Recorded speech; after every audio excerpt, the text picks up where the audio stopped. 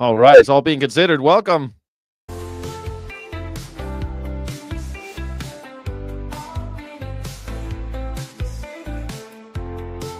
All being considered, starring Doctor Crystal Heath. That's Jack Morgan. How you doing, Doctor? Good. How are you? Doing great. There's a lot going on in animal. All the beings are being discussed today at the Agricultural Committee, and I know that it's a big topic today. Yeah. Kind of getting Yeah, crazy. that's what I spent my morning watching in between meetings was this House Ag Committee. I want to take that down because it doesn't show up well on the verticals. But yeah, there was like I don't know how long it was, 3-hour meeting of the House Agriculture Committee discussing the implications of Prop 12. And here I was trying to show their tweet that says, backed by animal rights activists, the requirements of Prop 12 have no standing in reality and do nothing to improve animal welfare, food safety, or food affordability. They said at 7:28 a.m. before even discussing it, they had already come to that conclusion. Before discussing it, that's a little foregone conclusion there. You eat it with no standing, no basis in reality. That was the Department of Agriculture tweeting it. So no, the House Committee on Agriculture tweeted that. And I responded with, no, this was backed by veterinarians and public health officials following peer-reviewed scientific evidence to support methods of protein production that protect our food security and public health. Stress in intensively confined sows increases the growth and virulence of pathogens pigs commonly carry and stimulates the growth of pathogens, including Campylobacter, Salmonella, Yersinia, Listeria, and Staphylococcus aureus. And I cite all my facts. And they responded to me. They responded? Wow. Yes, on the Twitter machine, that the leading veterinarian groups oppose Prop 12, and California's own Department of Food and Agriculture noted in their rulemaking that animal confinement spaces allowances prescribed in the act are not based in scientific, peer-reviewed, published scientific literature or accepted as standards within the scientific community to reduce human foodborne illnesses, promote worker safety, the environment, and other human safety concerns. I responded with the American Veterinary Medical Association stands in opposition to the opinions of most veterinarians and has been captured by corporate interests.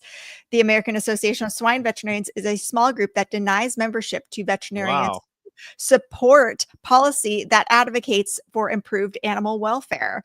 This is a group that character assassinated and retaliated against veterinarians opposed to the AVMA lending legitimacy to the mass killing of animals using ventilation shutdown plus. And I encourage them to read the amicus brief that is more representative of peer-reviewed scientific data and the beliefs of most veterinarians. And that amicus brief is an amicus brief that me and around 400 other people, veterinarians and animal welfare scientists, signed. You got to get up pretty early in the morning to pull one over on Dr. Heath. She's out there. Yeah. She's out there making sure, holding the House on Agricultural Committee accountable. What are you doing today? But yeah, it's just freaking ridiculous how they can just like they've already made their opinions. Why bother and having they have their experts, their so-called experts who, want to legitimize whatever facts they decide are going to be facts. So I think it's really interesting, though. Okay, so for everyone who's never been here before, this is all being considered, where we talk about animal welfare issues, animal rights from a different perspective, mostly a veterinarian one, but from different perspectives. Here on Twitter, Twitch, where are we? We're on Twitter, Twitch, Facebook, YouTube. We're all over the place.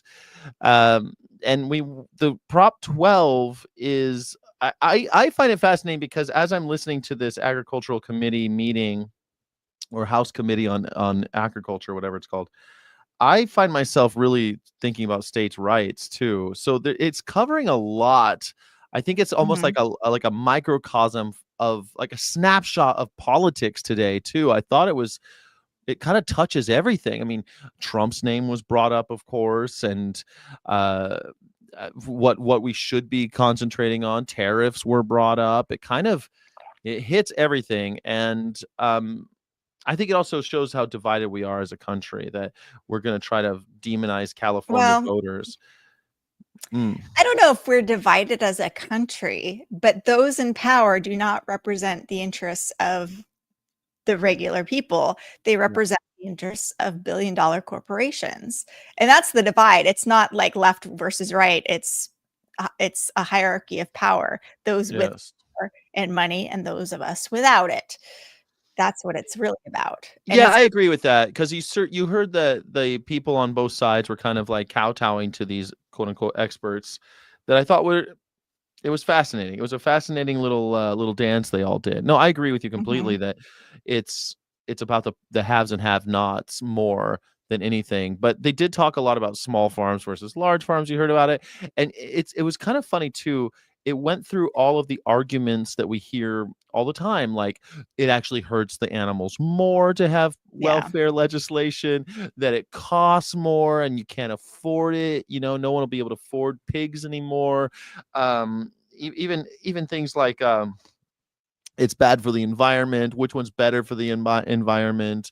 It's hurting small businesses. And people were buying less Yep. pork, and Oh oh yeah. no. And it's kind of like maybe that's a good thing. Maybe we should give other protein a chance.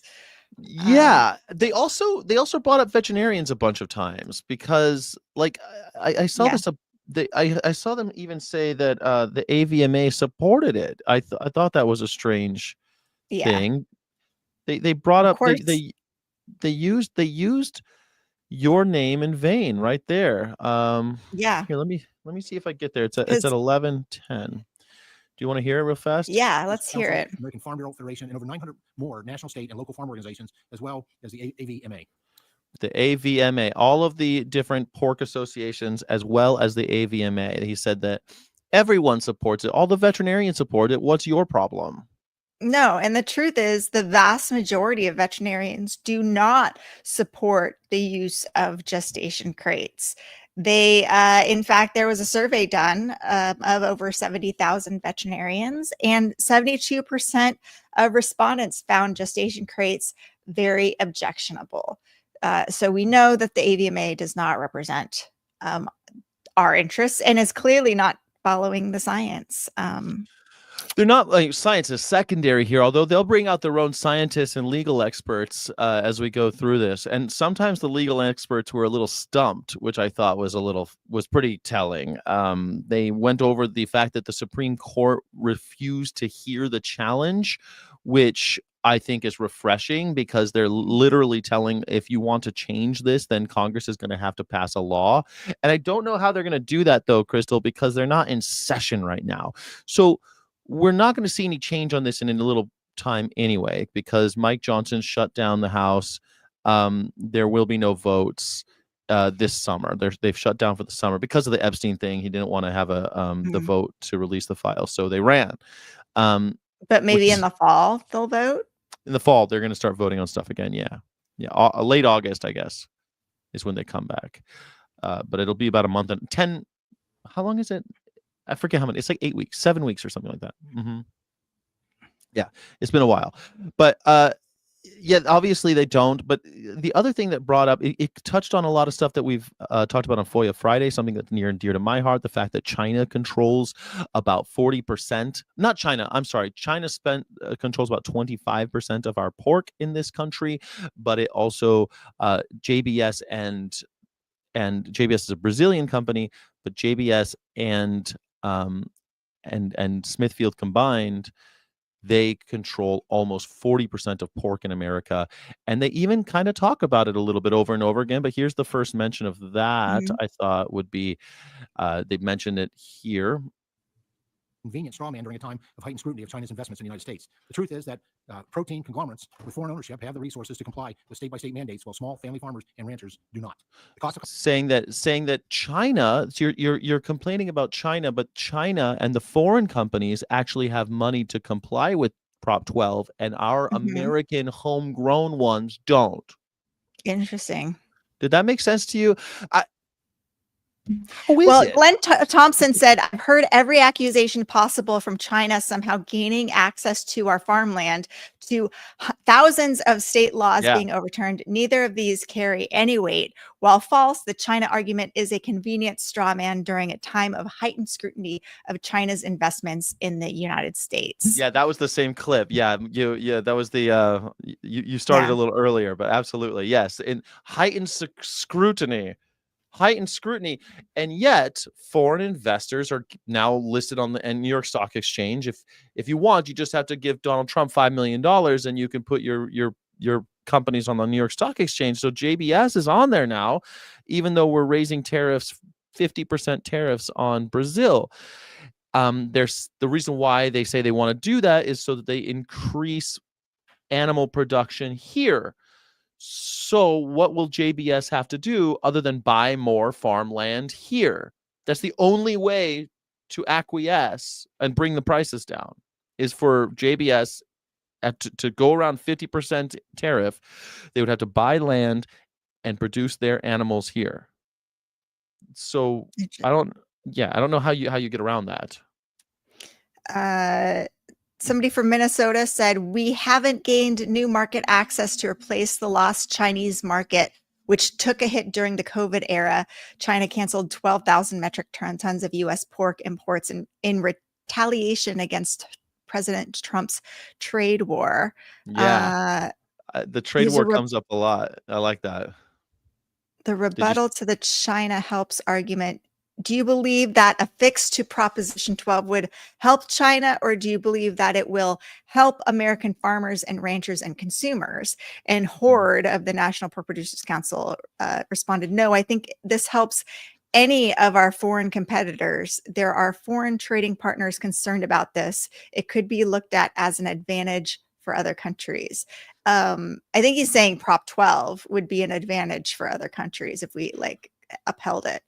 Or that's his argument. It's a strange argument because later on they also say how many pork producers are already complying with Prop 12 because it was passed quite some time ago. So the ones who are following the law have done just fine. This one right here speaks to your point about global trade. Livestock industry. We export 30% of the pork we produce, and hogs are constantly moving back and forth across our border with Canada. But today, can you slow it down? That's just way too fast. We're not going to go through the whole thing, so we don't need to do the speed it up stuff. No problem.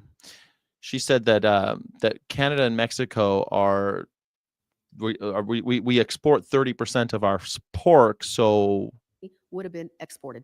We haven't gained new market access to replace the lost Chinese market, which took a hit during the COVID era supply chain chaos, and then shrank further after China canceled 12,000 metric tons of U.S. pork imports in retaliation against President Trump's. He says that against President Trump's, that they retaliated against President Trump by canceling their import of our pork. But isn't the pork going to China? Isn't that like a special? What's that special pork they got? They don't have the ractopamine free pork. Yeah. It's ractopamine free pork. Yeah. And so they canceled that special order. Was it in retaliation? Is that the truth? It seems odd to me, but it might have had something to do with it. But yeah, I don't know. Maybe. And then they went in further after that to talk about not just global trade, but also the workers. And I thought that's something that we talk a lot about on this show, and I kind of wanted to just touch on that for a second. Administration is eliminating large portions of the meatpacking workforce, which will affect hog prices when packers can't operate facilities at full capacity. Just the other week, 200 legal workers at a JBS plant in Iowa had their visas revoked and are now being deported. Congress can work on solutions to revitalize and strengthen the agriculture guest worker program, but common sense needs to prevail. I'm hopeful that this Prop 12 hearing will give us some new ideas to work with and possibly yield a viable path forward for all of our nation's hog farmers. So, I mean, I think she brings up a point without putting too fine a point on it, and I think that I'd like to put a finer point on it. Part of the reason why animal flesh is costing more is the fact that we're deporting the workforce, or we're incarcerating the workforce, or worse. Like, if you don't have the labor, that means you need to pay other people more money to attract them. So it costs you more money. There's just no way, like, Yeah, but also if you put pigs in gestation crates, you need fewer workers. So like, which is it? Are you worried about the lost jobs, or are you worried about, are you trying to create jobs, or are you trying to lose jobs? I don't know where they stand on this. yeah. Yeah, that's right. Are they trying to create jobs? Or are they trying to not create jobs? Which one Because is if you it? wanted to create jobs, then creating pork used without gestation crates would Create have more a higher jobs. labor demand. But with But that yeah, labor demand, and if we're going to cancel all of these workers' visas, people were here legally and then were arrested and deported. This is something that, I talk about every morning on my other show, is like, people, well, they're illegals. They weren't illegal. They were here legally on legal yeah. visas, and they were arrested and deported, or worse. Mhm. And these types of operations are messing with the supply chain. I guess that would be the thing, right? I can't tell you that necessarily makes it more expensive, but being a person who's had to run a lot of businesses in my life, if someone's disrupting your labor, that's where it hurts. That's where it always hurts the most, is labor. Yep. Um, I really, yeah. I really wanted to highlight what they said about like how consumers are now purchasing less pork, and they were yeah. acting like that was a bad thing. Rep- Representative Thompson cited a USDA affordability study showing that low-income households in California reduced pork purchases by 22%, indicating price increases are affecting food access. And hey, you're jumping to conclusions here, sir. Yeah. Just because they don't want to buy pork anymore does not mean it's affecting food access and affordability for economically vulnerable populations. Because as we've discussed before, pork is dangerous especially pork produced with gestation crates is dangerous and costs us a lot of money because it has high rates of Campylobacter. Pork is the leading cause of foodborne illness in the US. It's a good thing that people with lower incomes are not purchasing pork, because 787 illnesses annually are caused by pork. I mean, it makes sense to me, Crystal. It makes perfect sense to me. I mean, if you raise the price of cigarettes that cause all sorts of illnesses, fewer people smoke. Fewer poor people are smoking cigarettes. Isn't Dang this a it. horrible thing? Like, this is how we should be talking about this. We're Yes. talking about the cigarette companies. Like, pork is the cigarette company. So everything they're saying, imagine that they're talking about cigarettes. And like, oh no, the decreased demand for it. This is horrifying. Yeah, I mean, Dominion Movement says maybe people don't want more bills, like medical bills. Yeah, exactly. People, and it should be more expensive. Things that harm you and poison you should be more expensive. We do that with everything. We tax alcohol. They're lucky it's not a tax. This is just, it costs you more money to do it this way. A 6% decline in California's consumption of covered pork cuts, resulting in a $320 million hit to consumers each year. But funny enough, salmonella alone is responsible for $1.9 billion in annual public health costs, and 60% of sows test positive. 10% of these strains are multi-drug resistant. So yeah, I think we're better off. I think we're definitely better. For some reason, they didn't mention those things, although they did mention again here that the AVMA is a big fan. And Prop 12 do not objectively improve animal welfare and may unintentionally cause harm. Larger farms tend to have access to sufficient capital to diversify and absorb Prop 12's cost burdens, but smaller farms find it difficult to obtain the capital and undertake the associated risks. Regardless of size, all farms have or will continue to experience productivity losses under Prop 12. You simply cannot house the same number of sows in the same size barn. Prop 12 compliant housing is inherently less efficient. The existential challenge of Prop 12 is a patchwork of differing regulations across the country. Okay, so this is something that he's saying that the AVMA says that sometimes it actually harms pigs more, which I don't see how it would, except they say that some pigs like bully each other away from the water supply or something, that like they get hierarchies because they have complex social structures in the pig Yeah. world. So just because we take pigs out of gestation crates that are 2.5 foot by 7.5 foot where they can't turn around doesn't mean that we can't house sows individually in pens that are, what is the minimum, 24 square feet of Yeah, space? right. So they're just trying to figure out how they can cram sows together in the Right. same pen. You can still separate the sows, but you just have to make sure that their pen is big enough. But the AVMA isn't citing any research because research does show that 92.6% of crated sows exhibit abnormal repetitive behaviors known as stereotypies. And these are the coping mechanisms to deal with the psychological distress.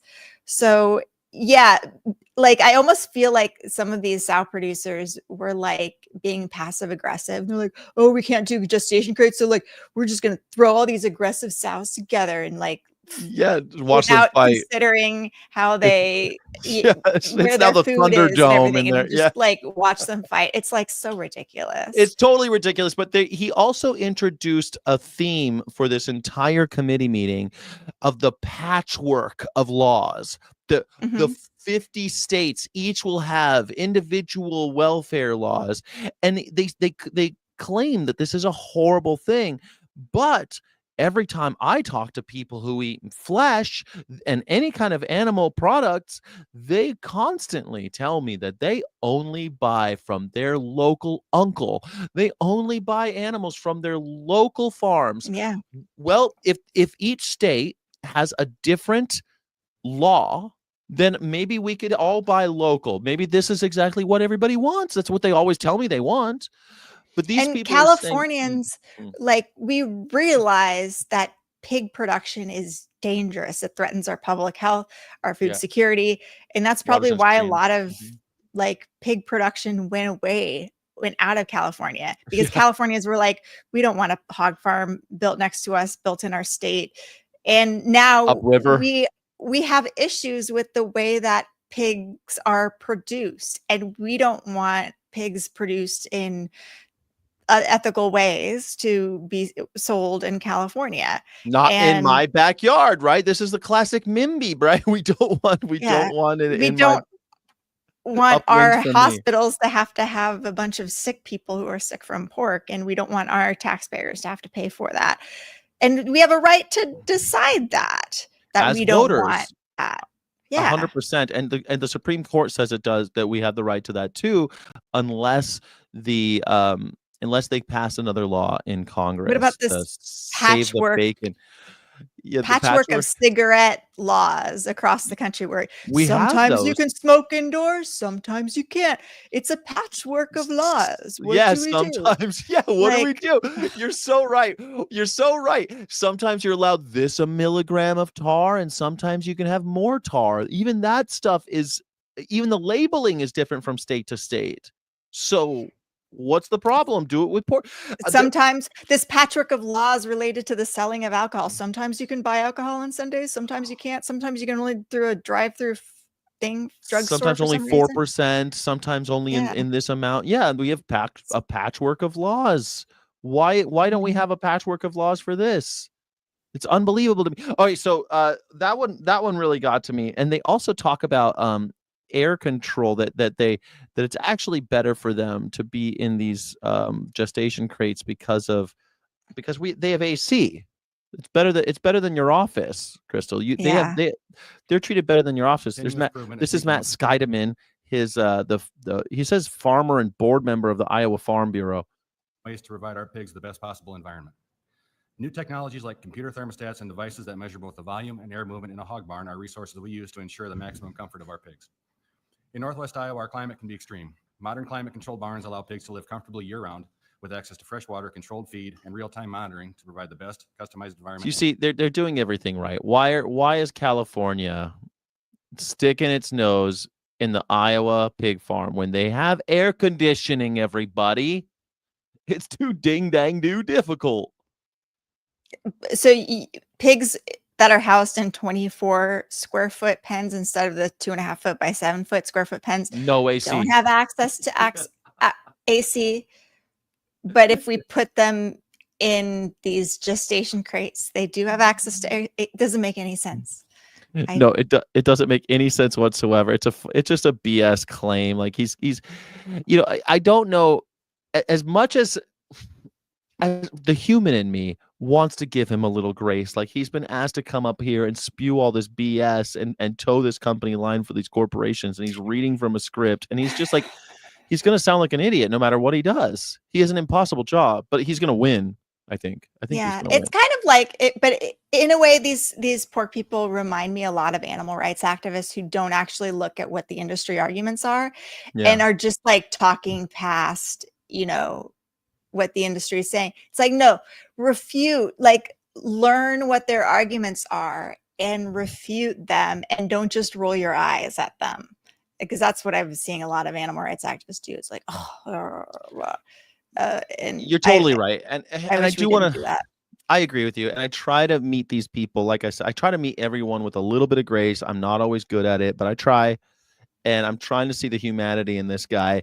And it's just like he's given an impossible task, but I think it's like, well, you're gonna win no matter what you say, so just get up there. It's a friendly crowd.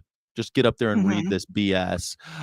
He says something about these 3 principles here. I wanted to see what this was all about, because here we go. Our efforts have always revolved around 3 principles. 1, the comfort of the animal. 2, the productivity of the animal. And 3, the health and safety of the stockman. We've learned 1, the health of the animal. 2, the productivity of the animal. And 3, the health of the stockman. Those are the 3 principles. Okay. The stockman, not the stock women. The stockman. And not you're only talking about the guy who owns the farm, or are you talking about the workers? I don't think they're talking about the work. I think he is in this case actually talking about the workers. But again, it rings a little hollow, seeing as what we see with these workers, what they go through, or if you've ever driven by a pig farm, imagine working inside of that pig farm. Yeah, if you just smell the outside of it, yes. Inside of it, you're probably dying. So those are the 3 principles. Confinement of breeding females has proven to be the best mix of those 3 principles. Confining and breeding the females is the best mix of those 3 principles. The health of the animal, the production of the animal, the productivity of the animal, and the health of the stockman.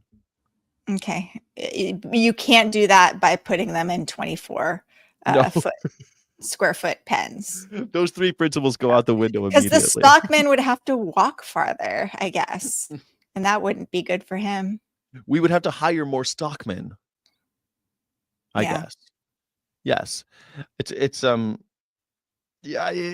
blew me away a little bit. And here they talk about California, why they hate California so much. Hold on, because why California should just mind their own darn business. 301 31. Here we go. 31 15. Here we go. From late 2022 to early 2024, record high production costs and lower hog prices. Holly Cook does not look like she belongs with this creepy crew. Did they just like bring the teen? Like what did they do? They just this is just a very common scene. I wonder what her background is, because she talks about it. It's like, does she? It's kind of like the cult thing. You need skinny white women to give legitimacy to what you're doing. So if we can woo some skinny white women to like say the things that we need said to support whatever our thing is, we're good. We're good with the public. I love the fact that it's like you have, okay, so Holly Cook, she says that she's also raised with her she's like a 4th generation farmer or something. So I feel like she's born into this industry, and this is where this was her career path, right? But they have got kind of a Daphne and Velma thing going on. You've got 3 dudes that look like Iowa pig farmers. And then you have the Velma, who's like the legal mind. and you have the Mhm. skinny white girl who looks like she just turned 18, but she looks like she just got a college degree and now she's working for her dad. And then Mhm. you got the Latino woman, the Latina who Mhm. talks a lot about the consumer, and I think she's the only one from California on the witness bench. Yeah. Yeah. And so I do want to get to also there's a Democrat from my favorite person to hate, my favorite Democrat to hate, which is Jim Costa. He's on this committee, which I was really excited to see. I want to watch his whole thing. It's only a couple minutes. And LaMalfa is in the end. He's the only Republican from California there. But it's kind of funny. They're left in this situation where they have to like defend their state because the state is getting talked so much trash on how stupid the voters and all this. Like, do they know Mhm. what it's just it's like the insults coming from these morons at Capitol Hill. It really is offensive. But here she is talking about why Californians should mind their own business. Resulted in an average loss of $29 on each hog sold, equating to billions of dollars in lost equity across the industry. While margins have improved in 2025 and many farms are continuing to recover financially, there is no shortage of risk facing U.S. pork producers and their ability to make decisions and remain viable for future generations. The issues created by Prop 12 only add to the uncertainty, and despite recommending Congress fix Prop 12, the Supreme Court's decision has opened the door for any state to put stipulations on the sale of pork outside its borders. While California accounts for about 13% of domestic pork consumption, it is responsible for less than 0.1% of hog production, meaning it relies almost entirely on out-of-state farmers to supply compliant products. As expected, compliance with Prop 12 raises the cost of production at the farm level.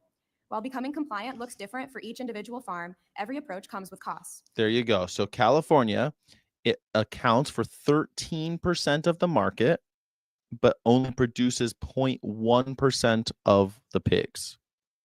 Yeah. Well, hell, I think the consumer, this is capitalism here now. This is Adam Mhm. Smith capitalism in The Wealth of Nations.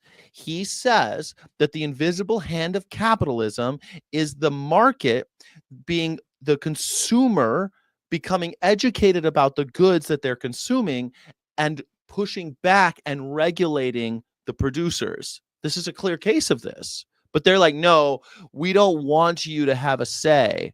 You should only be able to choose between cheap pork and Prop 12 compliant pork. Here's some other facts. California produces 0% of bananas and 0% of coffee and virtually no tropical hardwoods. Yet we have standards for all of those things: organic certification, fair trade, environmental labeling. No one claims Hawaii or Costa Rica should set California food safety rules just because they grow the product. Likewise, Good point. Massachusetts doesn't produce oranges, but it can still prohibit oranges with excessive pesticide residues. The entire concept of state level consumer protections, whether for toys, electronics, cosmetics, is based on the idea that these states have the right to control what enters the markets and not to control what other states produce. So, Right. It's not controlling what they produce. It's saying that also if we grew bananas in California, we would have to do it by the same standards as those growing someplace else if we wanted to. There are some banana trees. I've are seen they them. super mad at China for saying China doesn't do rectopamine? Are they trying to like lobby China? We export however much pork It was to like China, 2,000 something. It was so many tons, hundreds of tons or something, and thousands you're of tons. making us produce it without rectopamine. That's not fair. How dare you? We should go up. We should have a war with China. This, it does remind me of kind of the Boxer Rebellion, right? I think that was the Boxer Rebellion, where the opium wars in China, where England was selling China opium in exchange for tea because it was cheaper and easier to move opium and tea around than it was to move silver. So rather than trade silver for tea, they wanted to trade opium for tea, and China made it against the law. And so England said, that's fine. Now we're going to kill you all unless you buy our opium. You have to change that law. We're going to go to war with you. And they won. And China just had to start taking opium again. Opium was legal all of a sudden again. Jackie Boyle, thank you so much. I mean, it makes no sense to say that we're not going to we can't pass laws about what happens in our state. I don't know, man. You know, in Yeah. California, we have whole cities where you're not allowed to buy cigarettes. The whole cities. You can't buy flavored cigarettes in San Francisco. The whole San Francisco Bay, no mentholated cigarettes, no strawberry cigarettes, nothing like that. You can't buy it. Why isn't that a big problem? The tobacco Yeah. farmers should get together and change it. You know, All of the Humboldt marijuana farmers should get together and like be really upset that when states ban marijuana, like, because how dare they? how dare You they know, not allow? especially states that don't produce marijuana in their state. Are they banning our marijuana? That's not right. You're totally right. Like Texas should be mind their P's and Q's. Why can't they allow them? But it's the patchwork, Crystal. It's the patchwork. Yeah, That's we the can't have a scary part. patchwork of laws. Yeah. We can't have different laws in every state. That's unreasonable. We have to have one law to rule them all, which is exactly what the Republicans for, I don't know, my whole life said they wanted. And now all of a sudden they're saying, no, we don't like that idea. We want a big government ruling everything. But hey, Yeah. here you go. There's Lily Rocha. She's the Latino Restaurant Association representative. Yeah. She said a lot of good things. Yeah. She says something that I think is important because it's one of those things that we hear all the time when talking with people about this issue. And it just goes to show that the industries are making the same arguments as people in the street. Or skyrocketing prices. In addition, Prop 12 is the most recent of many costly regulations that these small businesses, in particular restaurants, are being asked to absorb. Pork loins are up 41%, bacon 16%. A carnitas taco, once $1.50, now costs $5 to $6, pricing out loyal customers who rely on these meals not just for sustenance, but for cultural connection. Cultural connection. Mhm. She goes on to say that Prop 12 is preventing Latinos from realizing their cultural heritage. Mm. So, of course, When we were pigs know. brought to Mexico? Yes, Like- I was about to say. So pigs did come over in the 1500s. They came over during the Columbian And Exchange. They immediately put them in the gestation crates, right? Yeah, 'Cause immediately, straight gestation in. crates are part of the cultural heritage of Mexico, from No, what of I'm course- getting from her. Of course, those pigs were what you think of as, well, they were what now we call them heritage breeds. They were black pigs. They were raised primarily out of doors. They were hardier animals. They weren't these massive creatures that we think of as these big pink pigs today. They were small black. They weren't so small. They were still really large animals, but they were brought over during Columbus's time in early 1500s. 1519, the Yeah. Spanish conquistadors led by Hernan Cortez brought them Yeah. over.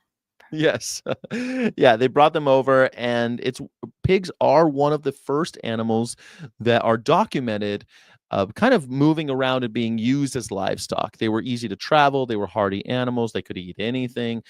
Shakespeare talks about them. It's like every time you look at kind of just early modern history, you get pigs. Pigs are with us. Mhm. And for all that time, we didn't have gestation crates. We didn't do any of those things. So to say that, first of all, I find two things to be erroneous here. One is that the Latino culture relies on pigs. That's not true. I mean, Latino No. culture existed for 1,000 years before. They don't rely on pork produced in gestation crates. Like, No, that's that's true not too. part of their culture. Right. Um, Mhm. That's not part of your culture. That's never been part of your culture. that's This is white supremacist patriarchal culture, if I would say anything about Or- that. or to put another finer point on it, it's colonialism. Mhm.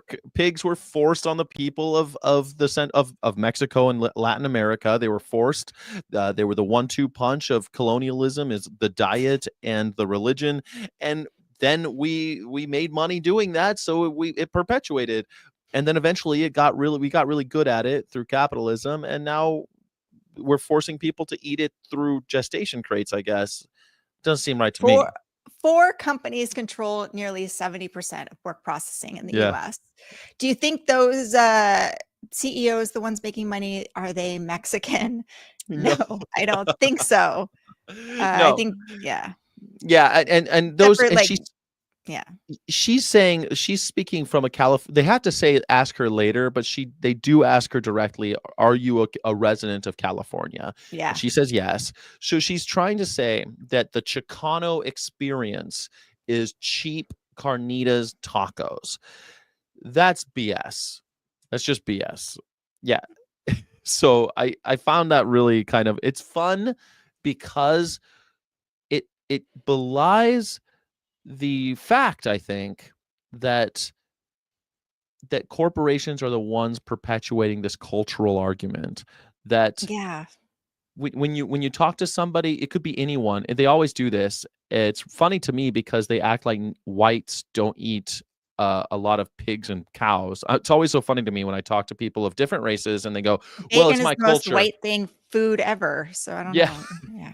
Yeah, that's what I mean. Bacon is super white, and so is burgers and steaks and all of these things. Mhm. It cracks me up when people who are non-white go like, "Well, it's my cultural heritage." It's like, I'm white. Don't tell me about cultural heritage. Like, we kill a lot of animals. Don't, like, it is white culture to kill animals, and every time they laugh, and it just goes to show that the corporations are the ones spreading this BS. They're the ones doing it. And that's why I think it came out of the mouth of her there. She was put up to that. It just has to be cultural heritage. Come on. It Yeah. kind of made me gag a little bit, Crystal. Yeah. What's more cultural, like the bean, the corn, or the gestation crate produced pork? And should we be providing opportunity for more traditional Latino cuisine instead of white dominated colonial pig production? Oh, Like, what the you just made a really important distinction there. Claudia Scheinbaum, she is saying that she wants to focus the Mexican agricultural machine more on corn and beans and coffee, and she's saying that these are our crops. This is what gives us nutrition. As Latinos, we need to go back to basics. And the Americans are saying they want to. This is part of the trade war, by the way, that the Americans are saying, well, if you do that, if you stop growing soy and substandard corn and some of these other things, these cash crops for American farmers, we're going to tariff you. You're going to face other repercussions. So it's like you're stuck in a rock and a hard place. We're forcing these other through threats, like honest to goodness open threats. We're forcing them to grow crops that they don't want to grow, like cultural heritage. Why don't you let the Mexicans grow what they want to grow and feed their own people? I don't know. I think Claudia Scheinbaum is a really interesting leader, and I can't wait to see what happens next. But she's getting a lot of pushback from the Americans. The next thing I saw was the dormant commerce clause. Do you know what that is, Crystal? The dormant. I'm not a lawyer. I don't know. So this is in the Constitution. Justice Gorsuch wrote the opinion for the court. While certain portions of the court's analysis were unanimous, others were fractured and complicated to parse. When struggling to explain this complex ruling to producers, I have frequently reminded myself, not even all 9 Supreme Court justices could get on the same page about how to properly legally analyze Proposition 12. I love that so much. Not even all 9 can get on the same page. When have they ever? It's in my life, we've got a handful of where the Supreme Court has voted 9-0. I don't think it's so weird. Not even all 9 justices could agree, Crystal, which means obviously Prop 12 is wrong. Yeah. It's so weird. Okay. In summary, the court upheld Prop 12 against the Dormant Commerce Clause challenge. Given the nature of the opinion, however, the broader takeaway and likely application to future cases is far more difficult to analyze and predict. Okay, so this is my Velma character. I think she's great. She's very, very smart, and she has she's the legal mind on there. And they ask her a lot of hard questions, and she's great. I thought she was honest and straightforward. I think she's a little lawyerese there, but you expect that from a lawyer, right? She was one of the ones helping to bring the case to the Supreme Court.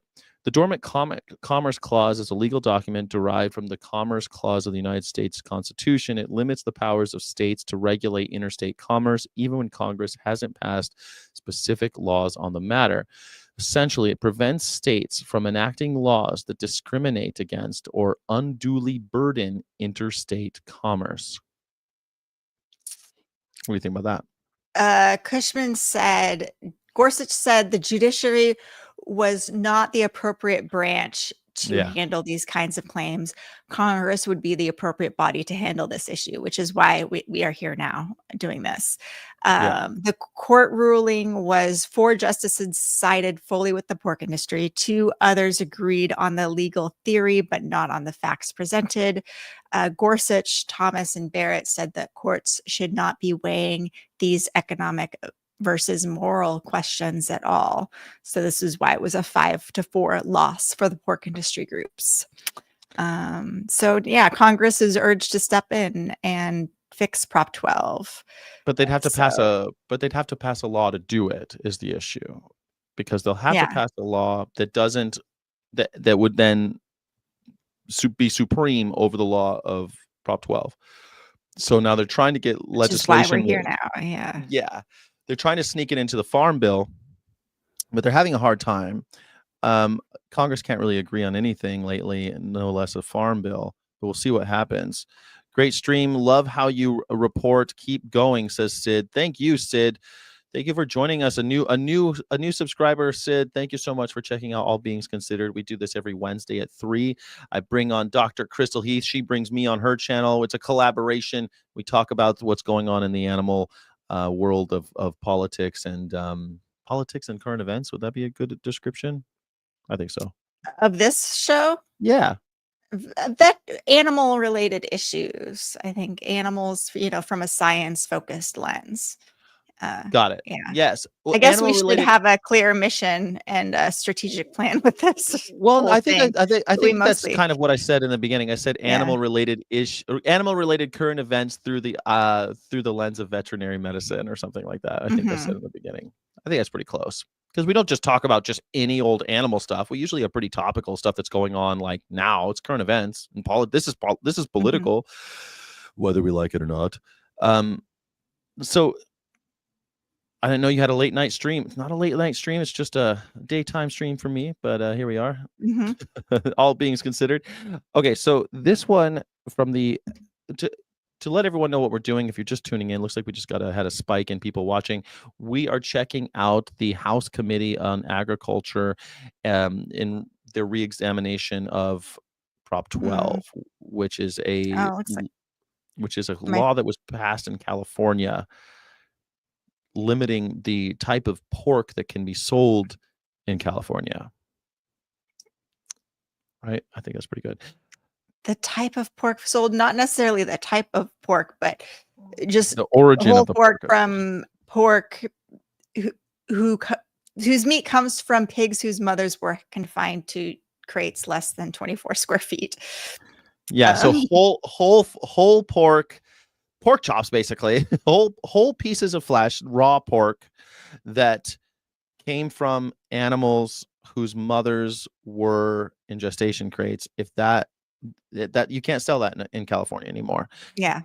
And so they've had to make some adjustments. Now this law came to be a law. It was passed by our Congress in California, the state Senate and state Congress. It was not passed by the California Congress. Well, it was a ballot initiative. Yeah. Passed by 63% of California voters, which only 20% of Californians voted, and so really only 13% of Californians voted for it. It was just a point that they wanted to make, but it was 63% of California voters. 63% of Californians. Yeah, and the way ballot initiatives work, like we put them on the ballot, we vote for them, and then the Senate and everyone, they still have to pass it. They still have to do all they? They still have to they still have to do basically a ceremonial. Like like the governor still has to sign it into law and stuff. The governor can veto it and subvert the will of the people. Interesting. It's happened a few times. Like remember when California passed, we had a ballot initiative to get rid of daylight savings time, and we still observe daylight savings time every year. Every year we do it still because they've not enacted the law. They still have to implement. It's like a No, like a ceremony. it's California voter approved ballot initiatives don't go through the legislator or require the governor's signatures. Here's how the process works. Yeah, Citizens draft a proposed law, constitutional amendment. Once on the ballot, it is placed before the voter. If it passes by a majority, it becomes law automatically, effective the day after the election, unless it specifies otherwise. No legislative votes or governor approval are required. Legislative role is minimal. The legislature can't amend or stop an initiative before voters decide. They may hold hearings. One is required at least 30 days before the election, but they have no power to alter the measure. They can't alter it.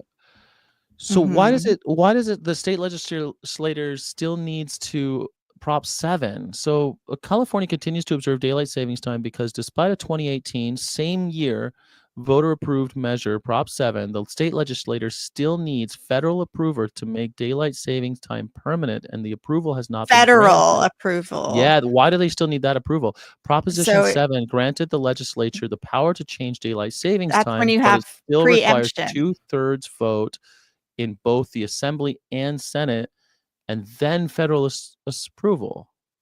Why? Maybe because there's some federal preemption, which is what they're trying to do with Prop 12. They're trying to federally preempt the law by putting in federal laws in place. So Prop 7 says we still need 2/3 vote in both Assembly, and so we still need it in both our houses. Why do we still? And then federal approval. This is BS. Federal law prevents year-round daylight savings time, but they did it with Arizona. How come we're not doing it? Anyway, we've gone a little far afield here. What I think it's important to tell people what they should be doing now that this is happening. And what I did was I sent a letter to my representatives informing them of this. And because right now, especially, how do I remove? I want to add my thing to the stage, but it's not letting me. It says you're sharing maybe I'll remove your screen. All right. No, just let me Add drive for a stage second. and Just let me remove. drive for a second. Okay. There you go. All right. So I sent this letter, and you can send this to your veterinarian too, and encourage them to send this letter to their representative, urging people to oppose Section 12007 of the Farm Bill. You can copy and paste this letter below, but it just goes through the scientific data behind how this poses a threat to consumers who did not want this public health threat in their state. Campylobacter from pork causes 37,000 infections every year. And we know that pigs housed in gestation crates have higher rates of Campylobacter. The diseases that these pigs foster become more virulent because of the way that they're housed. So there's some discussion, I guess, here, like during this meeting, about whether the pigs confined to gestation crates used more or less antibiotics. But from the research we've seen, these pigs usually would need more antibiotics, and 27.1% of all medically important antibiotics sold in the US are used in pork production. And I think that there's an important point to be made here. Just because we take the pigs out of gestation crates doesn't necessarily mean that antibiotics use will decrease in the pork industry, and it might increase because the producers aren't doing it right. But that's all the more important why we should support policies that reduce pork consumption in California. And I think, the point that was made previously by how the sales of pork declined because of the cost increase is a good thing for Californians. And Californians probably want that, because that will mean less of these infections with diseases like Campylobacter and Salmonella in our state. So I also point out how the American Veterinary Medical Association is being weaponized by the pork industry, and how the vast majority of veterinarians do not support this. And in fact, 72% of respondents to a survey about gestation crates found them very objectionable. So the vast majority of veterinarians are against gestation crates. So I'll put this in the chat, and please do send this to your veterinarian. You could even like craft this to make it work. You can send this to your congressperson too, just as a non-veterinarian. Just take out language that identifies you as a veterinarian. But I'm all for more people slamming the AVMA, even if you're not a veterinarian. So even if you aren't a veterinarian, slamming the AVMA is always a good idea. I mean, For because sure. we just have to make it more widely known that the AVMA does not represent veterinarians. They're not a trusted source. This is just, they usually just spout industry propaganda. They're not science-based. They shouldn't be trusted. And instead, trust the veterinarians who are willing to suffer retaliation, lost career opportunities for standing up to the pork industry, the most abusive and powerful industry on the planet. So all these industries, all these professional organizations, they always get co-opted by corporations now, and it's just like, I don't even know how you prevent that from happening. You know, these corporations come in, they just buy the whole organization, like the AVMA. They're not the only ones where they've had this happen. Yeah. Well, it's interesting to me also how many actually, because it did pass in 2018 and became law then, how many have already complied. And according to this, it's quite a few. So why all the hullabaloo? I did see the letter from USDA this morning, and that indicated that USDA believes it's about 27% of producers have made those changes.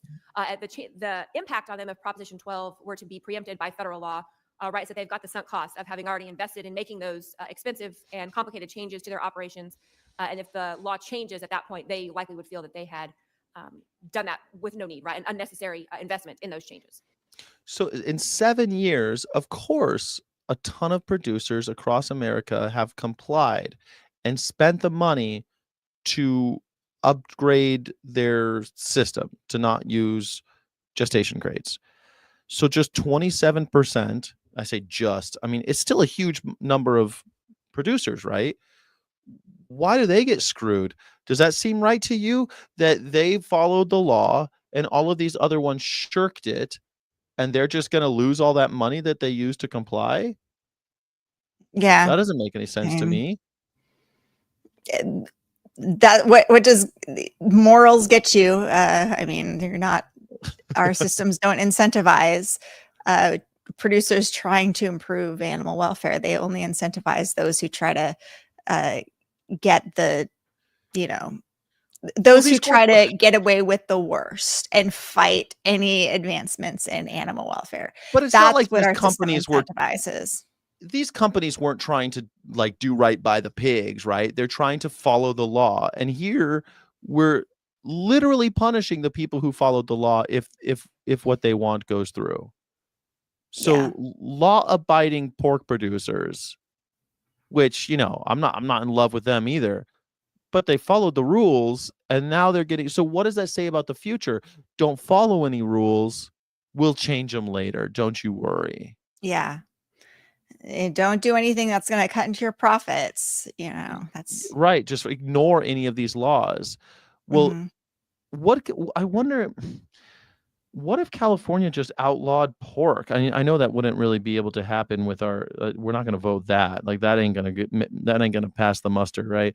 But we could just ban it. Imagine something like that happening. That'd be so insane. That's, I think, what the goal was. And instead they're like, well, let's try to do this instead because we can't ban it. This is the thing that'll pass likely. And it did. And now we've spent so many resources trying to protect it. And it's like, was this a good idea after all? I was about to ask that. That was my next question, Crystal. What do you think? Is this a good use of resources?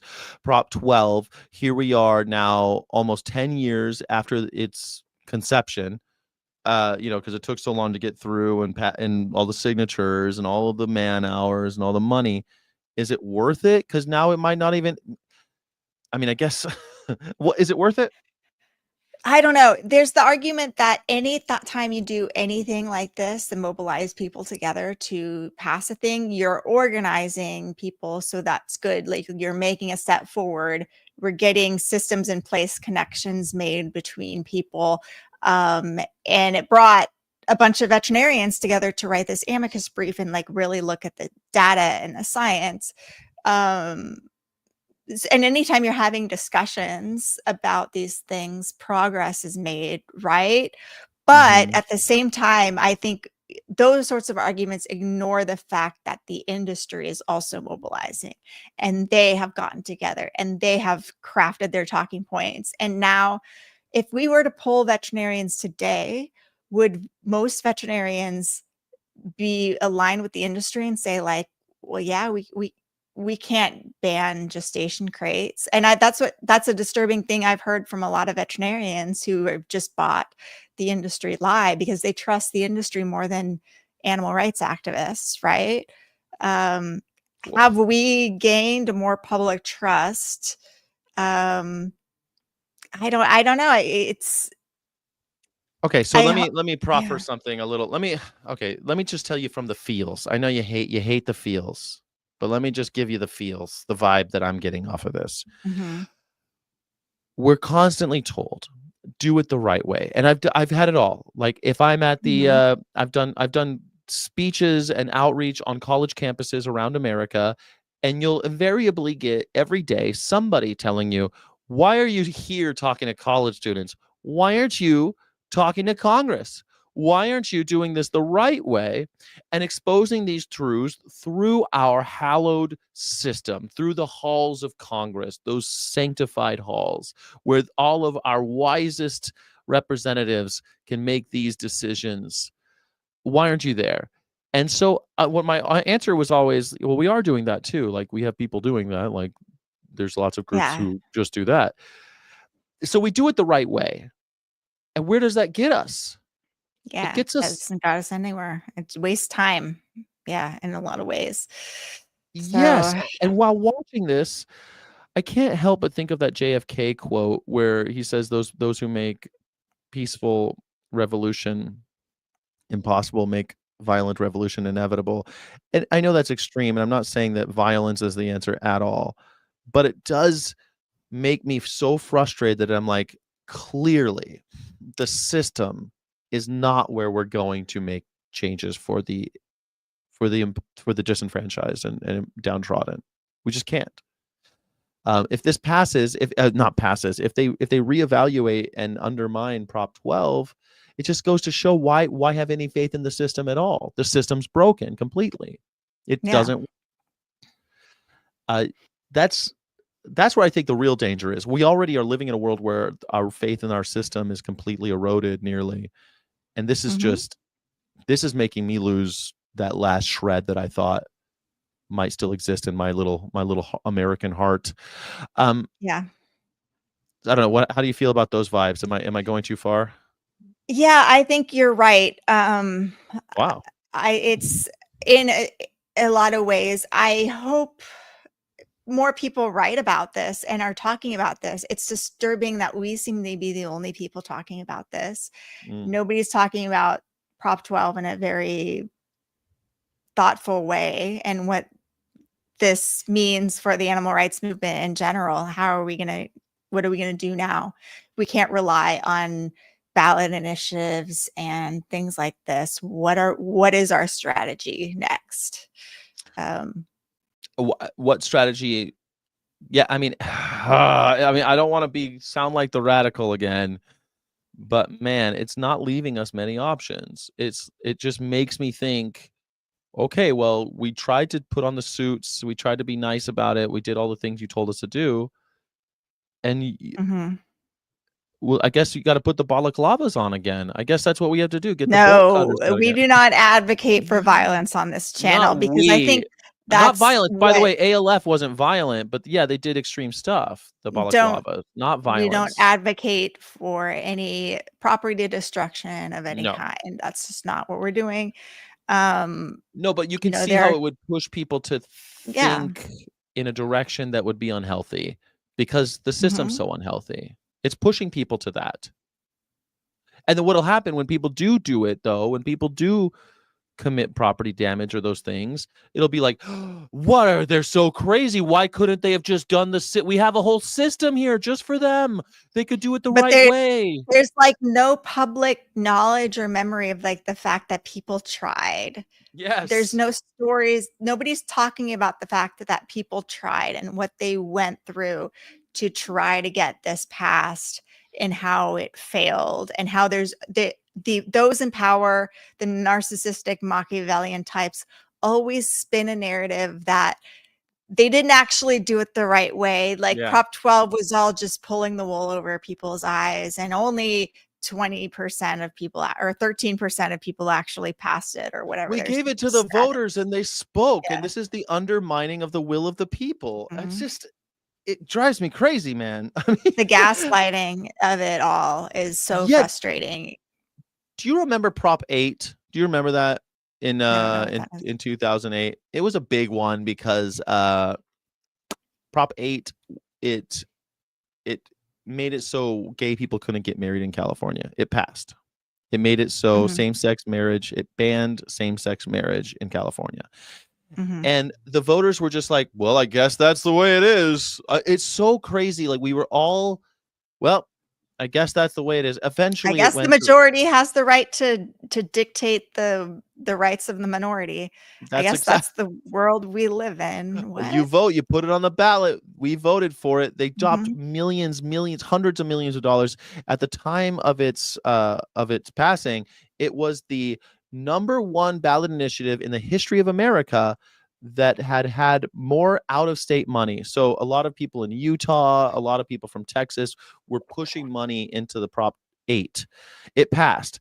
But you might say, well, why isn't it banned? And why isn't gay marriage banned? It's because it went to the Supreme Court and it became it was unconstitutional to ban gay marriage. And so, but as we were working toward that, everyone was just like, well, the people voted, that's our system. Everyone's willing to do that unless you come after the big animal-based protein corporations. Then forget Mhm. it. No, the people. What do you mean these people? They're stupid. We can't listen to the people.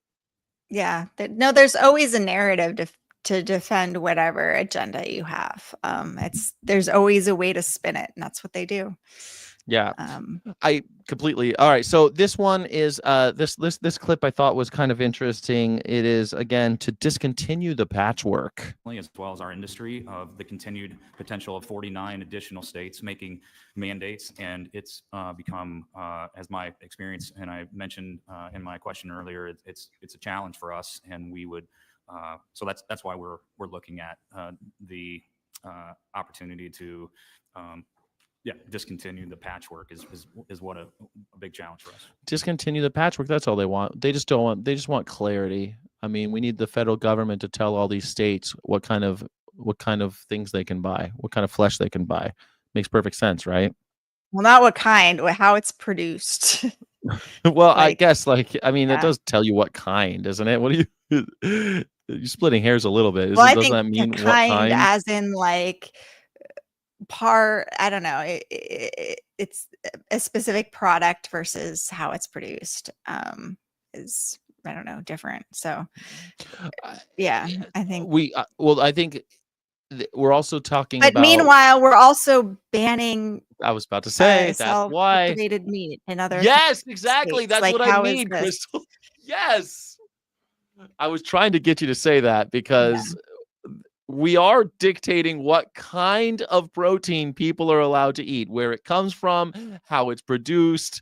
And the people of Florida banned cell meat or whatever, any kind of what did they ban in Florida again? It was just cell Cell meat? Was cultivated it? meat. Yeah. Cell cultivated meat, lab meat. And they banned it. But that's okay. No one's fighting that. Yeah. What is this? What is the deal here? Can we get rid of that? If they overturn Prop 12 through legislation, won't that open up that can of beans? No, because only those in power can open up that can of beans. And is the Right. Supreme Court going to hear these bans on cultivated meat? Yeah. No, I don't think so. I don't think they're gonna here. I think what'll happen is, well, I don't know what's going to happen with lab meat. We'll see. I think they should just let that go, but it's largely symbolic at this point, right? But I Yeah. mean, okay, so here's Holly Cook saying, I think this is kind of fun. She's gonna get told how business works. when converting to Okay. Proposition 12. And then we also may have to spread those out over fewer pigs due to the productivity impacts of Prop 12. So that's on the farm level side. And there are certainly costs across the supply chain, packing, processing, distribution, and retail, all of the segregation and tracing and things like that. I don't have specific data on that topic, but those are certainly significant and should be considered as well. Ultimately, any business has to have more dollars in than they have going out. And when the government passes rules and regulations that increase the cost of operations, whether it be in the construction of facilities as it is here for swine, I mean, if the farmer can't get their money back somehow, then the farmer goes broke. I mean, and I think that's the problem when you have people who either don't understand business or don't support agriculture or America's ability to feed itself, continue to imply these additional burdens on the producers. Ultimately, the consumer has to pay, or the producer goes out of business. I think, Ms. Rocha, this was effectively your comments, correct? I mean, if you increase the price of pork to the restaurant chain, if the consumer can't afford to pay for the product, then the product's no longer available. Your restaurant. Now, I don't know what this guy's name is, but he does seem like he might be from Nebraska because he says restaurant like my grandma used to, but restaurant. So that's how business works. Do you think that that's pretty accurate? If the price of creating the good goes up, you have to pass that on to the consumer, so they have to pay more, or else they go out of business. What does that have to do No, you can with have America's other ability to feed itself? you can have other methods of protein. Like Yeah. you can have other protein products available on your menu, and you should probably choose those other products. Yeah, It's it's just, I don't know. it's just, So it kills me because, you know, I remember a while back they found out that there was lead in the toys coming from China, and people were like, yeah, but they're cheap toys, right? Shouldn't the market just decide? I know we got laws here that says you can't sell lead in children's toys, and China was selling kids' toys with lead in it, and poor people were buying those toys because they were cheaper. So I think this logic is sound. We should just you're allowed to sell whatever you want. The market will decide. There's lead in the toys. No big deal. Stop buying those toys after a few kids die. A few thousand kids die. Stop buying them. Why should we legislatively prohibit putting lead in toys, Crystal? It's business. It's just business. Silly. Yep. States with active bans on cell cultivated meat. Florida became the first state to pass SB 1084 banning cultivated meat on May 1st, 2024. It is now illegal to manufacture, sell, or distribute it in the state. Alabama passed a similar ban in 2024. Violators face misdemeanors and potential fines. Mississippi became the third state to ban lab-grown meat in early 2025. Penalties include fines and jail time. Montana Governor Jan Forte signed HB 401 on May 1st, 2025, banning cultivated meat statewide. Indiana approved a 2-year ban beginning July 1st, 2025. Nebraska Governor Jim Pillen, a veterinarian and hog farmer, signed LB 246, banning the sale and manufacturing of cell cultivated meat beginning September 2025. And Texas passed SB 261, signed by Governor Abbott, effective September 1st, 2025, and it will ban the sale and distribution for 2 years. So they can do all of that, but Prop 12 is the devil. Some reason. Yeah. All these states and can pass nobody laws. made that argument. Not a single person that I know. Well, of. because you know who's on that on the committee. I mean, there are only a couple Democrats on there, but the Jim Costa gave a good one. I did want to just at least play this about where the chairman says how stupid everyone voting is, how stupid the voting populace is, and we don't need to listen to them. Even though every time I do a stream, people tell me the voters voted, shut up, let Donald Trump do what he wants. Okay, well, the voters voted in California. What's good for the goose is good for the gander. It goes out of business. Is that correct? Yes, that's my point exactly, and that is we're seeing that already just based on other regulations. So this would be yet another regulation on top of those that would affect the restaurants. And you somewhat alluded to this. Are you a resident of California? Yes. Okay. I'm a resident of California. Yes. And so California has public initiative. A lot of things go on the ballot. But do you think that the general public who voted on this understood what the end result was of this ballot measure when they voted to put it in place? I believe that the law, as well intentioned as it was, I feel that the voters could not have known the impacts, and we see that a lot with our similar regulations. So, like I said, I don't think that the voters could have known the impacts of Prop 12.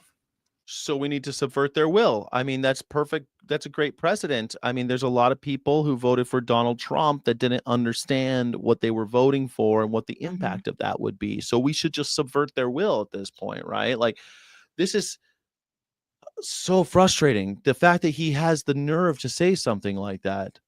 Do you think the people of California really knew what they were doing when they voted for this? Don't we need to protect them? This paternalistic, misogynistic, like, it's just, it's Yeah. creepy to me. I hate it so much. I hate paternalism in government anyway. We gotta do this for your own good. That's what we need to do. Yeah. You silly, stupid Californians. Jim Costa. I want to jump to Jim Costa. Is that okay? Okay. While you do The- that, I'm gonna go Yeah. grab some water, and I have to get a new plug for my laptop because my laptop's dying. Your laptop's I need to- okay. Someone came unprepared to the stream. Let's go. I'm gonna. I was prepared, but then it stopped charging for some reason. I'm just but- joking, Crystal. It's all right. All right. So My time has expired. I now recognize, thank you all for your testimony and answering the questions. I now recognize Chairman David Scott from the great state of Georgia. Thank you, Chairman. great state of Georgia. We have before us one of the most challenging issues that this committee is faced with. We've got to guarantee that the livestock is raised safely and humanely on one hand, and at the same time ensure that farmers and ranchers can be successful in operating their This guy sounds like AI, right? businesses. But there's something a little deeper here. We have a substantial burden on our interstate commerce and the implications that this may have on the producers. What do you think, everybody in the chat? Do you think that we should have American government? Should we subvert the will of the people? Should we subvert the will of the people? We're reacting to the House Committee on Agriculture right now. What do you think? Do you think that we should subvert the will of the people and control the narrative of the pork producers should control all of this? The pork, we just hand it all over to them and not let the American people vote the way our Constitution says they can in California? Yes, absolutely. Yeah, we should let the pork producers decide what we do. Let the pork producers decide Let the it all. tobacco companies decide. Let the Let them asbestos decide. companies decide.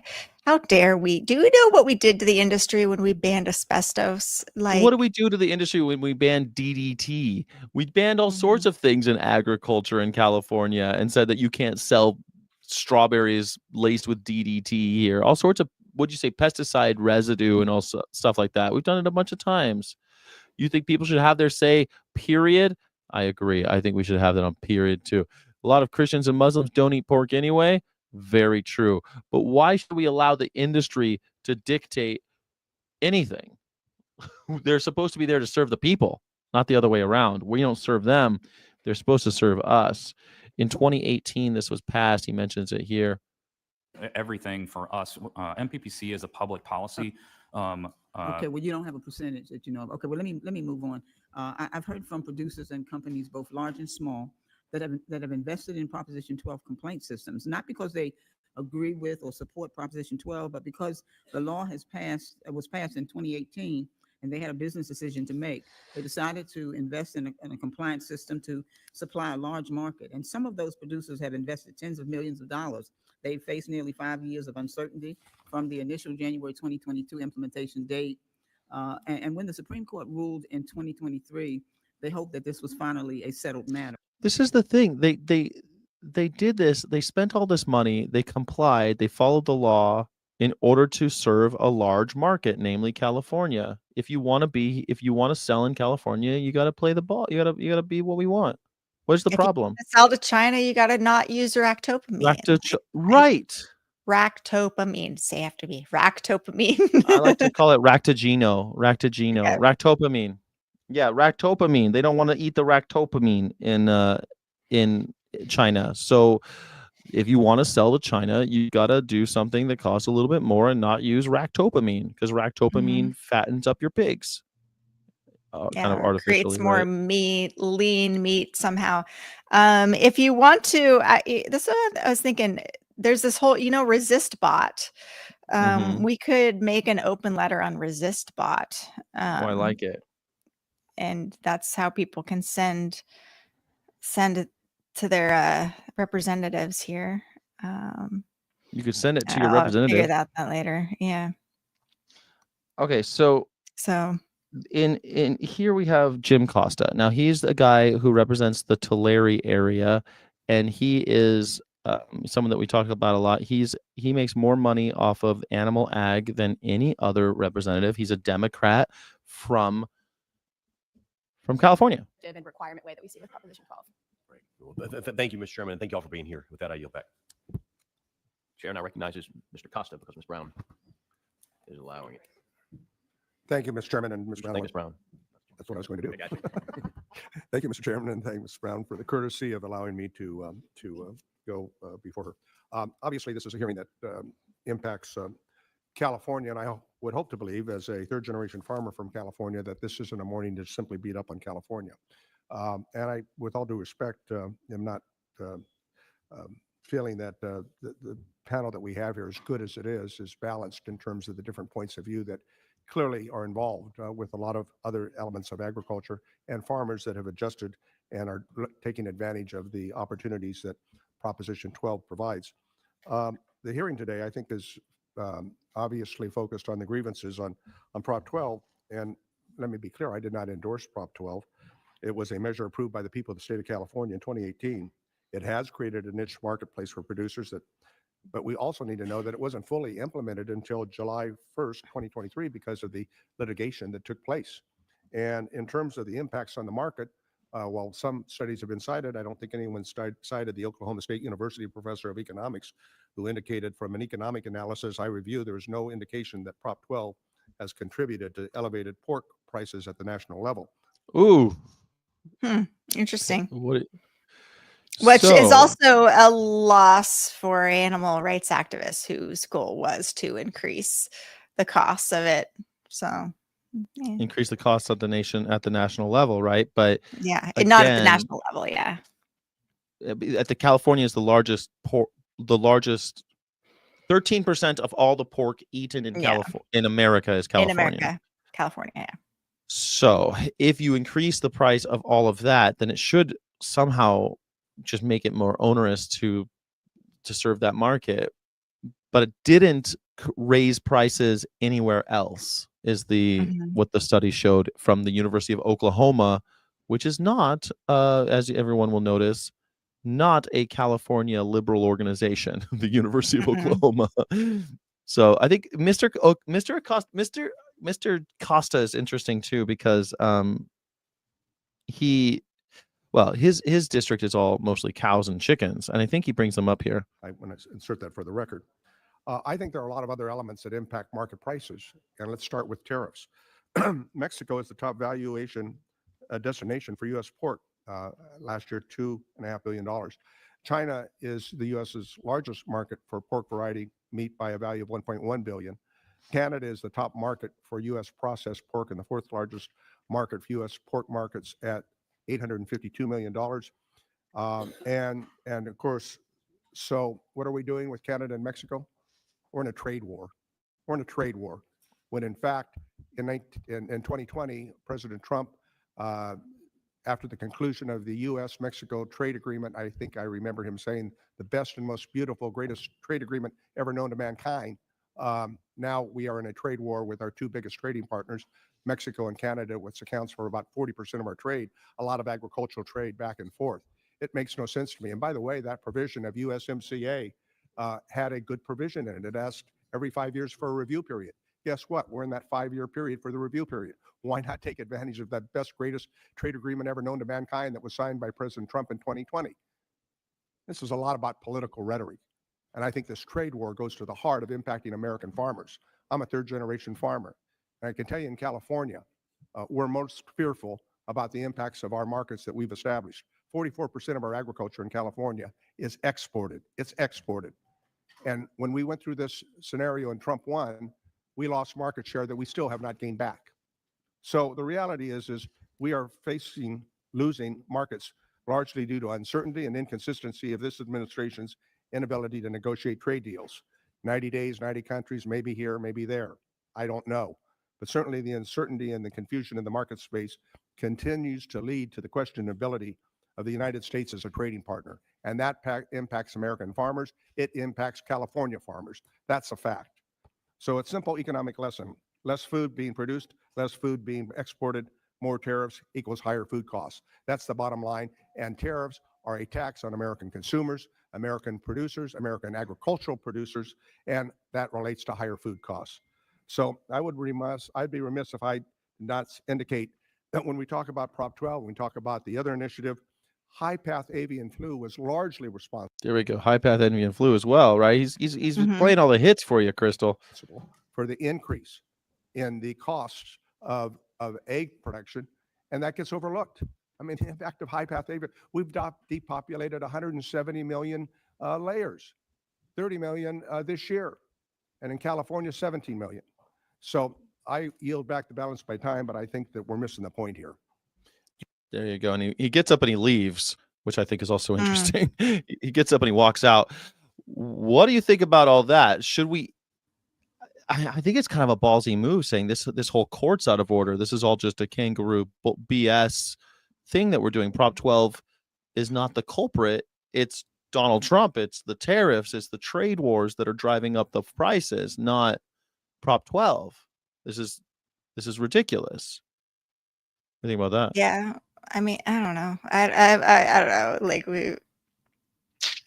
What about avian I'm influenza? kind of ready to move on to the AVMA convention. If you're down to move on, I think we've beat this dead horse. If you say so, okay. I had to No, unless you've got other points to make. I'm just like, we're getting far afield from veterinary medicine here and more into politics, which is a little bit.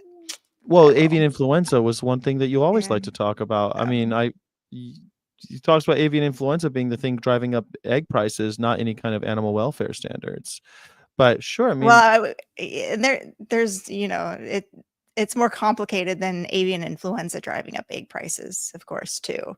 Like there were a lot of corporate things to do with that too. But avian influenza and these diseases do affect food security, and of course, dependence on pork puts us at risk too with the African swine fever. And maybe we should be thankful for legislation that encourages people to stop being dependent on pork from the restaurant level to the consumer level, because it could be any day now that African swine fever or another disease hits our pork producers.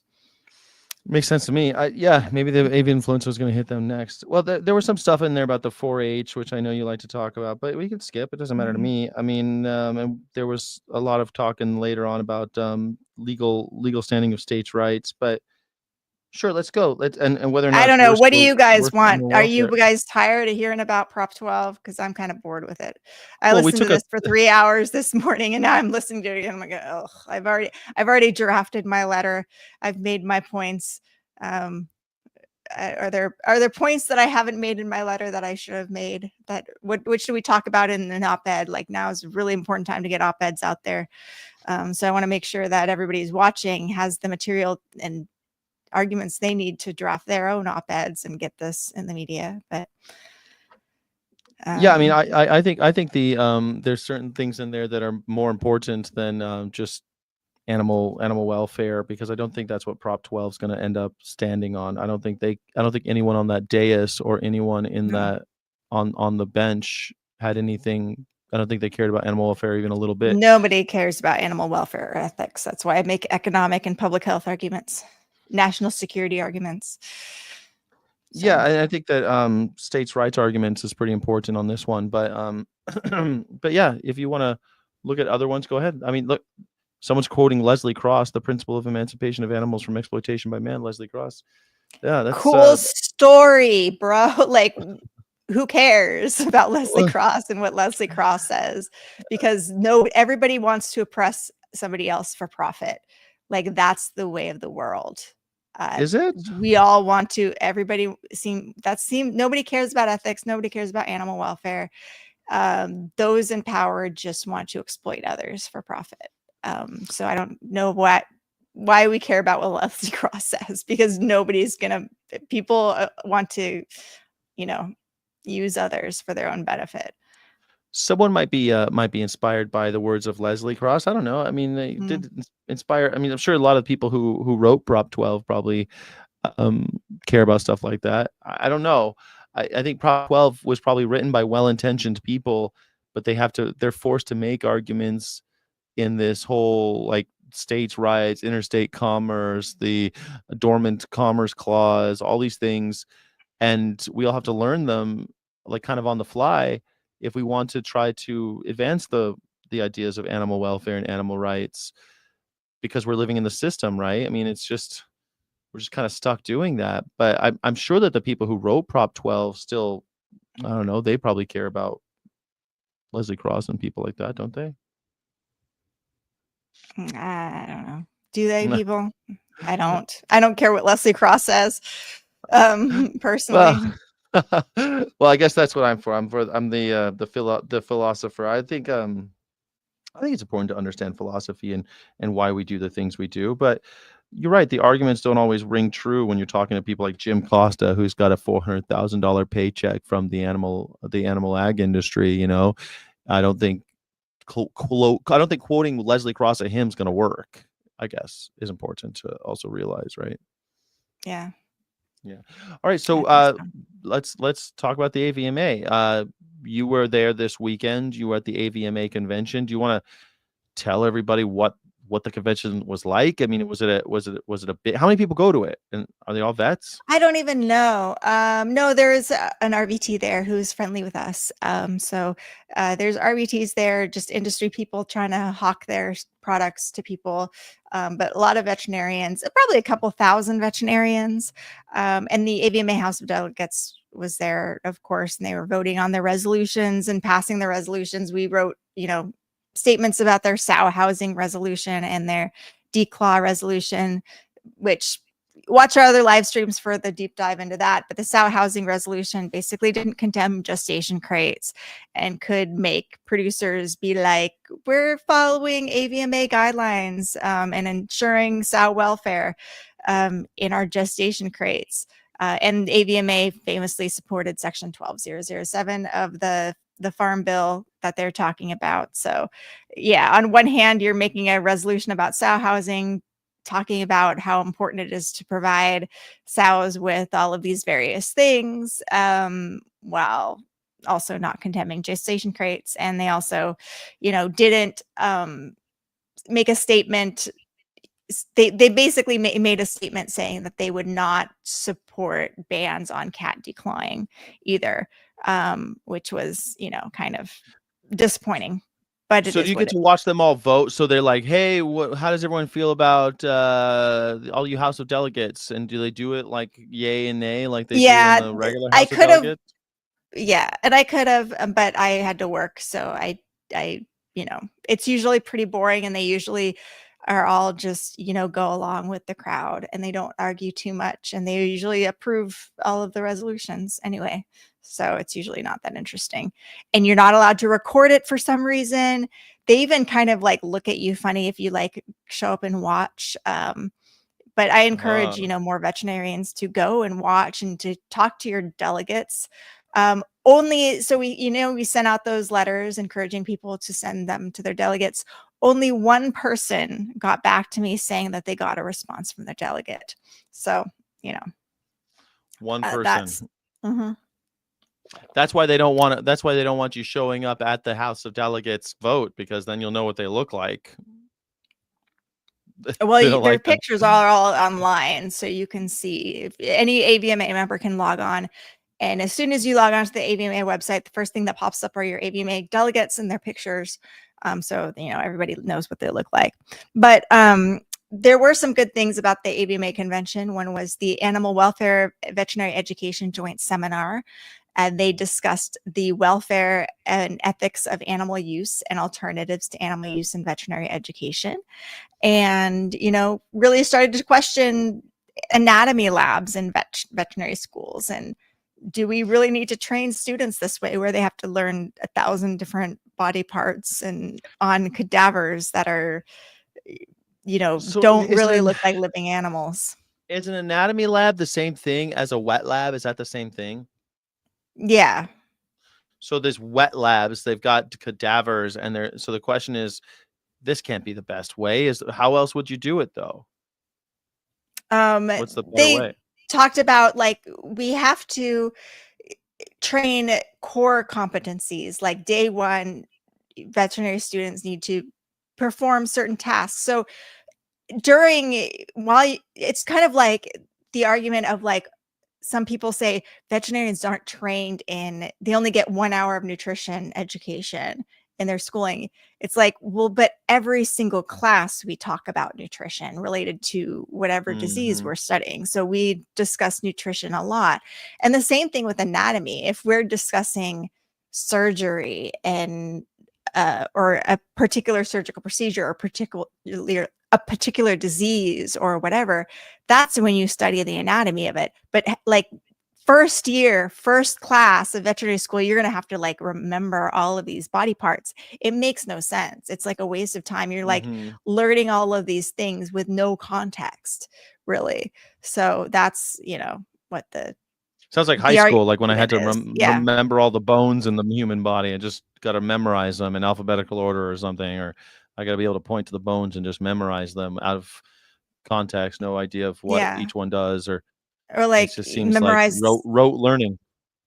the map of the United States and all of the state capitals. It's like, how Yeah. about learn it in the context of what's going on in various states, Yeah. so we know. That would make sense. Learn a little history and then know the name. Yeah. Like what happened in this city? What happened in Birmingham? What happened in Little Rock, Arkansas? That would make sense, right? I mean, I think stories are how we memorize things, how we actually make them stick. So I think that makes sense. But I guess the question that I still have though, Crystal, is if they're saying that this is in directly in relationship to the wet labs and the anatomy labs, and they're operating on these cadavers that are sourced from possibly questionable places. What's the alternative? What are they proposing? Well, yeah, of course, using models, electronic tools, other alternatives, and ethically sourced cadavers. And there's tons of animals dying every day in modern intensive animal-based protein production facilities. We should definitely be using those animals who pass away for students to learn and understand, how did this one die, instead of purposefully breeding animals for students to be killed for students to learn on. So that makes so much more sense, because you could learn so much through a necropsy than just killing a healthy animal and digging out their innards and naming those pieces. And that makes perfect sense to me. You would learn so much more, right? It sort of is kind of trying to learn the story of how the animal met their end. And then you can say, okay, well, it was this organ that did it, and be able to learn all the paths. That makes sense. Okay, interesting. Yeah. And the AVMA is interested in this, huh? It seems so. So it seems like there's some progress there. But yeah, lots of other discussions about One Health. That was really interesting. And it was really good to see all of this talk about One Health. And one interesting talk that I attended was from a former veterinarian from the USDA who did a retrospective on SARS-CoV-2 and how we still don't know the origins of COVID-19. And He personally Hmm. believes that it came out of wild bat populations and spillover from some sort of other intermediary animal, but like acknowledges is like, why Pangolins? did these, or the raccoon dog is the one, the penguin was like the early on thing that now we don't Ooh, think is like the penguin. It's like the the raccoon dog is like the one of the ones we're a considering tanuki? now. Yeah, I'm not sure the Oh, name of interesting. it. But yeah, there's a lot of I think what were you gonna say? no, I was Sorry, gonna I thought say, you, you know, just in Japan they call them tanukis. I don't know what they're called in China. I don't know. I don't know what they're called either. The uh, raccoon dog. I know they got a name for it though. oh cool. Well, yeah. Um, I don't know what So to tell you about that, but the AVMA is now saying that they're also concerned with I guess it's interesting to me only because like COVID and we're all crazy trying to figure out what happened to all of us in those, 5 years ago. But what's the prognosis though, doctor? Like what are they trying to determine at the end of the day that so if it's just spillover from bats, what can we learn from this? well, this talk was talking about how we failed and what led to this lack of public trust in our public health officials was because we failed to acknowledge uncertainty about the virus's emergence and all of the things that we didn't know. And we had a lot of lack of transparency about a lot of things related to COVID. And we were just like, trust the science and do what you're told and wear masks and 6 feet apart, which like wasn't really actually based in science. And so at Mm-hmm. the end of this talk, I can't help but notice that a lot of the similarities that led to the lack of public trust in our health professionals during COVID-19 are happening again during this avian influenza outbreak. We're repeating the same patterns that led to this lack of public trust. Can you describe some of the mistakes that we've made during the avian influenza outbreak and what you would have done differently? And he said that, he agreed with me and discussing the challenges in communication and information sharing during avian influenza outbreak and the lack of information from the CDC and the NIH and all of these things. We need more testing, and he said it's not over. It's, going to continue. So yeah, he acknowledges all those problems. But we'll see if that actually leads to anything. And hopefully it seems like more veterinarians after I asked that question agreed and were frustrated by it.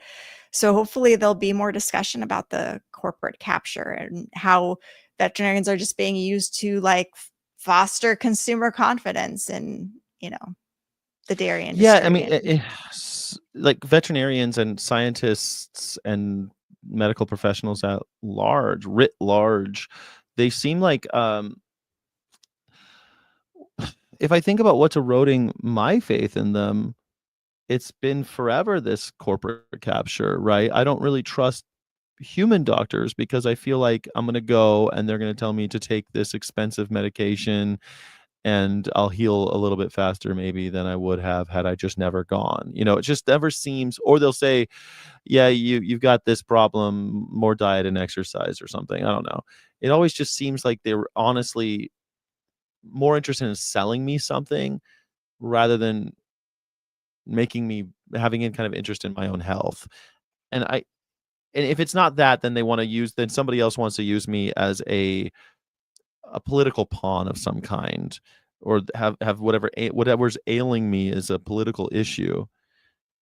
And I think the same thing is going on with veterinarians, and it's scary to me only because so many animals are at stake and so many people love animals. So it's going to affect all of us if we just allow them. And if we allow the veterinarians to be just swallowed up by by the corporations, who's next? I mean, I don't. Maybe it's a science and altogether. Maybe we won't have any trust in science after they're compromised. Yeah, I mean, that's already the problem now. We have no trusted media, no trusted journalists that we can really Yeah.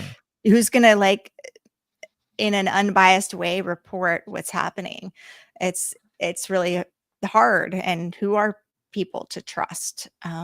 So I get it. But what do? We just keep trying to get the truth out there and start having these conversations. And I think we can always celebrate the little wins, like having this discussion, this One Health discussion that was had at the AVMA convention on aquaculture and insect protein and lab grown meat was part of that discussion of what role veterinarians have in food security.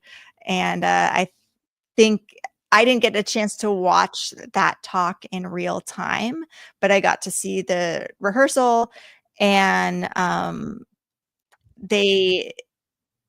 it was, I'm glad that discussion about cell cultivated meat was had at the AVMA convention. We'll see what happens. But somebody did during the discussion session brought up the idea of trust, and like how they don't trust venture capitalists. And one of these speakers was a venture capitalist. Yeah. And you can't just like come in here and expect us to trust you. But it's weird because it seems like we just trust the people who've been around the longest, when those aren't really the ones we should trust. And instead we should trust those new up and coming people. Like, don't trust Cargill. Like, maybe you do trust the next generation who isn't entrenched, doesn't have those entrenched economic interests, That's an interesting point, right? Like, there is something in us that doesn't quite trust the Johnny come lately. You just fell off the turnip truck and you're day one trying to tell us how all our systems don't work. I mean, maybe you should stick around a little while and learn the system before you try to change it. But sometimes that person who walks in the door day one, they've got some pretty fresh takes, and maybe we should be listening to them. It's hard to, though, because it's like you've heard a lot of that. You've heard a lot of that over the years. If you've been kind of grizzled, you get that in the restaurant business all the time. Somebody will come in, day one employee who's never waited on tables before. They're like, well, how come it's like this? Why don't we do it this way? It's like, because, and you've got to explain like why all these things. And I've always felt like you need to explain to them when they raise those questions. But most managers are just like, well, this is how we do it, so shut up. I guess that's the issue with the venture. But don't you think it's healthy to not trust venture capitalists, though? I mean, and what is the thesis of the venture capitalists when it comes to One Health? What are they trying to say? That the AVMAs or the veterinarians aren't trusting? Well, I don't know what they tried to say, but the person who said, "Oh, you can't just come in here and expect trust." It's like, we all depend on animal agriculture here. So, like, I think they were worried about their economic interests going away. But of course, like, dude, your economic interests are going to go away with these various viruses of pandemic potential, with climate change. Now is a new, fresh opportunity to pivot and look to something that's going to enhance our food security. That's, if you have a restaurant and you have a menu, like maybe replacing eggs with animal-free eggs is going to make mitigate some of the cost fluctuations that happen. Yeah, it might make your business more resilient. You won't have to worry about. You're absolutely right. Yeah. But making those changes and being the first one to make those changes is scary, right? Again, because we've always done it that way and it seems to be working. So why rock the boat? I get that. I love the idea of change. I love the idea of being on the cutting edge. I just don't think most people are so risk averse. I guess the thing is, they don't realize that we're living in risky times, and it's less of a risk. I guess what would you say that if we're speaking from a position of One Health, that switching over to animal-free proteins, like especially things like eggs, where people don't even ask, they don't even know the difference, or cow-free milk, they don't know. When you do those types of things, it makes you less risk averse. It's actually makes you less vulnerable to risk. It's a pretty good argument, don't you think? Maybe we should be making that more often. So.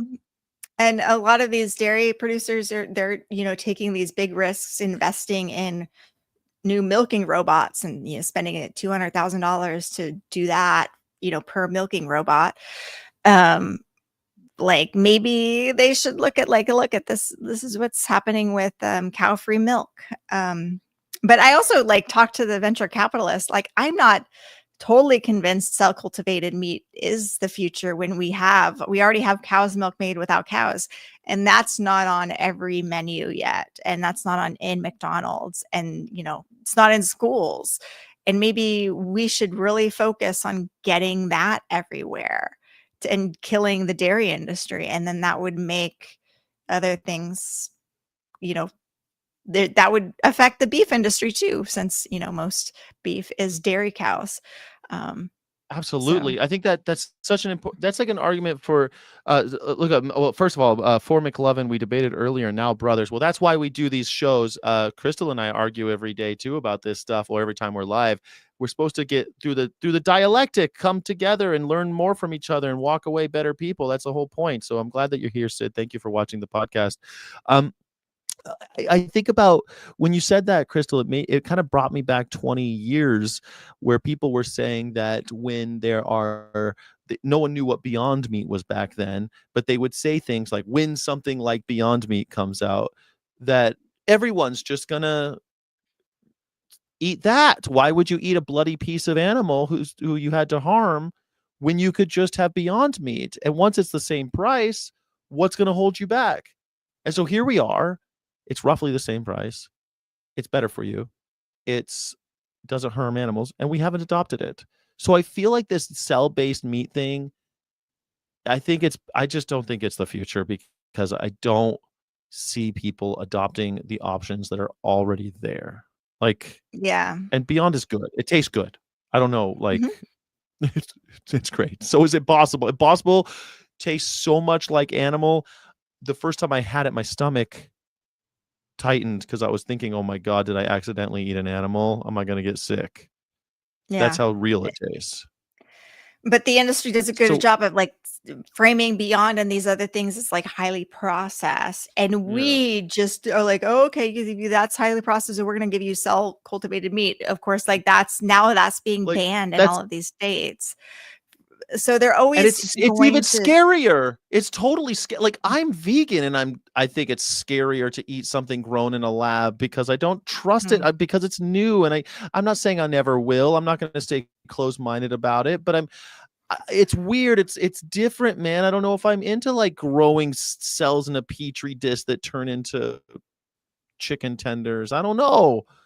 So it just seems like we're moving the goalposts in a way that's just this venture capitalist. Is it going to help? Is it really going to help?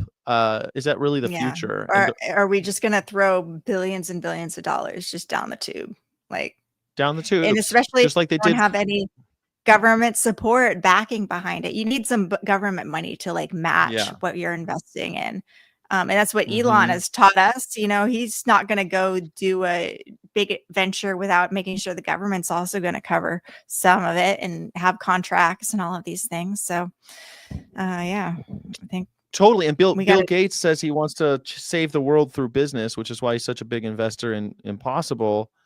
But I'm sure he feels I'm sure he does, right? Damn it, we gave you a way to save the world, and all of you guys are just letting it rot on. And now Bill shelves. Gates is trying to build more modern, intensive animal-based protein production facilities in Africa as a way to solve hunger in Africa. So that's because I think it's because he and his investors realized that the impossible meat promise was a lie, and I believed it. I think a lot of people believed it, and now I'm supposed to believe this new lie about cell-based. It's even more far-fetched to me. Yeah. But how do we talk with people who do disagree with us? If you were at the AVMA convention and you came across a exhibit that was pro-animal and they asked you, hey, can I talk to you about how important animals are for medical research? What would you say to them? I'd say, tell me. Yes, tell me how important they are. Please, I'd love to know. I'd love to learn. their spiel about it and tell you all of the great advancements that have come from animals. And then what? Where do you go Like what, from there? polio, or like what's the thing? Like Oh you're my is it gosh. Should I like I can pull up their exact words here if you want me I'd love to, to know what because they it was said. just like I'd love to know a their bunch of stuff that I hadn't. I'm like, Wait, but okay, hold on. great, First, whatever. first the question is, can I tell you all the great things we get from animals? Is that what they're like? Okay, Let me I'd pull love to out the know. exact thing. McLovin says they would try Petri meat, LOL, but I'm weird. I don't see 95% of people being down with it. I'm not really down with it because it still uses, as of now, it still uses animals. What we're talking about, cell culture meat. Now I know there's other ones that don't, and blah blah blah. And I don't think we need to waste 3 hours on that. We've had those conversations, but yeah, have you read the labels on Beyond Meat? I've read the labels on Beyond Meat. In fact, the CEO was at AVA, and he was saying that all of the criticism of Beyond being highly processed and stuff, he was welcoming it. He said it's great because we'll make a better product now. And now he says that Beyond Meat is about as highly processed as pasta, and no one considers pasta a highly processed processed product. And so I think, and plus now it's all organic and all. They've doubled down. They said, okay, this is what the market says they want, then they're going to give them what they want. Why have those arguments? Yeah. So now it's less processed and it's organic. So what's the argument against it now? So, okay, back to the Give it to me. experimenter. They say, how are you? Do you want to learn about how animals are critical in developing life-saving medical advancements? I'm like, sure. I'm kind of curious. Like, what do you guys think of the new NIH move away from animal? Yeah, it's awful. We're not ready. We're not in a place where we can completely move away from 99% of research we do as veterinarian working with these amazing creatures. Of course, we're advocates for things like the 3 R's, alternatives to animal testings and whatever possible. Sure, we definitely push researchers to do that. And we have that voice and that stance, but we're not at a point where like efficacy and toxicity testing can be done without the help of animals. And okay, so like toxicity testing, but even we're not in a place where we have complete knowledge of body systems. We don't know how things like ocular blindness occurs, right? Like from the occipital lobe, we're still understanding how nerves talk to each other. We're still understanding why things like Parkinson's happen. So basic research, these animals are instrumental into learning how these proteins in the brains, and they're fascinating and sad and it's interesting. And I'm like, well, I heard, from people from like other talks, like there was a neuro-oncologist here, and she was like, yeah, research hurts our field, and you can't translate, certain models to certain models who humans. That. Oh, and then she just like jumps in and is like, who was that? I'd be interested. 98% of the time. 98% of the time fail. To so many that was hurting the field and like, all that stuff. So what did you say? You said I heard. So were you? No, she like jumped in and she's like, but the thing about mouse models is that we're at a point where like SOD, one genetically altered mice have found a treatment for ALS. Are you aware that we don't have the population of animals representing Lou Gehrig's disease to try treatments and developing targeted certain gene therapies, even in a small cohort of animal clinical trials, or to move that up? We just don't have those resources. So being able to manipulate some of these animal models to target the proteins and the enzymes we're looking at, that how we are coming up with these cures and these treatments, and then you create these targets, you test that compound to a point where we're seeing efficacy, we're diminishing the toxicities and the off-target toxicities that we then move into our human clinical trials. We test them in the safe and healthy humans, moving on to the unhealthy patients. And then there's a whole range of new technology like antibody drug conjugates for oncologists specifically, where you can create this antibody that links to your oncodrug, your chemo drug, and that antibody is targeted to whatever is overexpressed in the tumor. So your off-target toxicities are greatly reduced. But We only know that because of full system testing. So to get like either pet client owned animals to participate in this, I think what was That's her, a like mouthful. I That's a brought up lot. So so she's just like, spewing her facts at me. she's rehearsed it. And Yeah, she's rehearsed this. She's been looking for someone like you. yeah. But Crystal so- so at the end of the day, she's saying that we don't have enough animals that have Lou Gehrig's, so we need to create more animals, we need to bring more animals into life, give them Lou Gehrig's through manipulative measures, somehow doing I don't know how, and somehow to get them to have Lou Gehrig's, and then we can test these drugs on them, and then we can test those on humans who are healthy, and then we can test them on sick people. Yeah. Yeah. That doesn't make And any of sense course, to me. they would love to not have to test on animals, is what they say. But people who want the society demands this, and we are just Society giving demands society it. what they want. You can't tell somebody with a sick person that no, we will not find a cure for you because we don't want to test on animals. Like that's kind of like what their argument was. But I did bring up the fact that like, okay, that's all great, but and I'm not even going to broach the argument of like, it's just wrong to exploit another species for our own benefit, because humanity is at the point where we're fine with exploiting others, even human beings. If Yeah, sure. I mean, we do it to humans all the time. This is fine. But I did bring up terminal labs in veterinary schools. Like, how do you feel about that? And would your group be interested in joining us in convincing veterinary schools to use other alternatives instead of killing animals? Because that's not needed. We have better ways of teaching where we don't need to kill animals. Students can learn on animals who need various treatments and procedures under the guidance of experienced surgeons. That kind of like, oh, well, yeah, I'd have to look at that.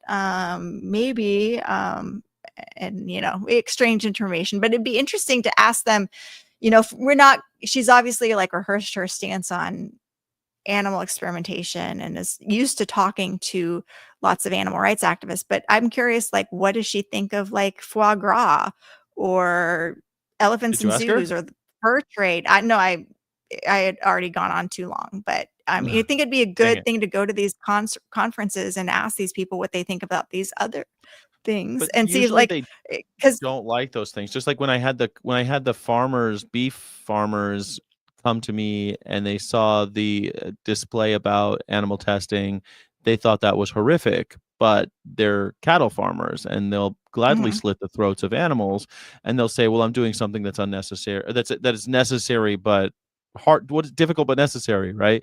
I'm feeding America. They're not feeding America. What are they doing? Just experimenting on random stuff on these animals? That doesn't make any sense. Yeah, and so they say like what they're doing is absolutely necessary and stuff, but like it's foie gras, and they want to move away from it as soon as they can.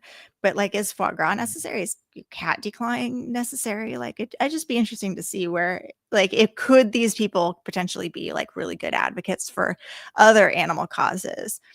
I don't know.